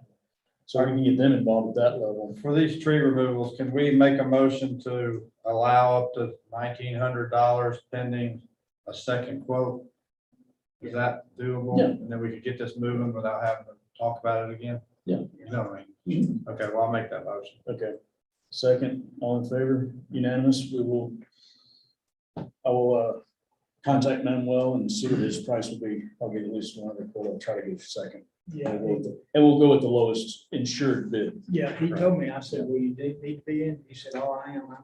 I didn't realize he did. That's good. Yeah, I didn't. Yeah. I like him. I do Good too. guy. He's a good guy. 17. I like Deadwood Timber too. They're good people too. Came to All town right. 17 I'm years not ago. recommending what the school uses. Okay, so the next item on our agenda is where we're gonna pay for that. And if we do this amendment to the budget, do we need to go ahead and make the amendment to, we don't know the price of the clear cut? You know, what you had mentioned a minute ago, cutting out some right away. Oh, no, yeah, I don't know that. On that note, though, I mean, that's kind of what we pay Manuel to do during the winter, Yeah. because he doesn't Oh, cut that's grass. right. That's right, he doesn't cut grass during the winter, so he does some of that hedge trimming. So we've already got. That's, I need to figure out where. We didn't give him what a he list, does. so he Yeah. knows. Yeah, so I need to know what he's doing, and I'll need to check on that some more. All right, So, so all we got to do is budget for the 1,900 max. right. So, we've got, are we gonna need to shift money around, or are we just gonna take money in from our surplus? Well, we've got, do you want to leave it the 1,000 that's in there? on- There's 1,000 in tree trimming Okay, in the budget, okay, yeah, I'd start with leaving that in. so we're just throwing. So we need 900 to come from something else, that's what we need to amend our budget towards $900 for tree trimming. So we still have the contingency, we can move it from contingency. Because we have like 6,000 in contingency, we moved some of it for the fire department. Yeah. So we need to make a motion for you to do that. Yeah, Motion. to bring 900 out of contingency. That's good with Second, me. Yeah. Fair. okay, Craig seconds, all in favor? Unanimous. Get it done. All right, and then we have the OMIG project. Need to submit our project lists for the OMIG grant that Craig put together. Need to, I guess, if y'all looked at that, y'all seen that list of roads to get worked on? You got it all squared away. Well, it's basically just I left it purposely a little vague so we could do what we need to do, but mainly with some drainage improvements from Main Street all the way down River Street, which leaves it open to certain things. And it was some additional funds to offset the costs we're missing on the paving over there at Athens. Well, the funds we have in there aren't gonna handle that. Okay. If you're comfortable with the way you. Yeah, because we don't have a lot of funds. I'm good. I can't even get a paver to come in and do what we have in there. Right. Okay. They're all busy and they don't. do it. It's too small. It's hard to do. So I got a little bit more money toward it now. I might be able to approach track some money. All right, that makes some sense. So let's get a motion to approve the LMIG project list for submission. Larry makes that motion. Do we have a second? Tom seconds, all in favor? Unanimous. I think I had mayor's comments, but I can't remember what they are. Wasn't important. If we have any public comments, from anybody saw online. The other view. So if there are any public comments online?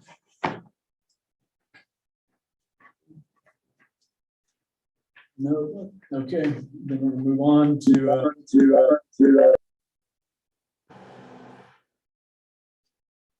try again.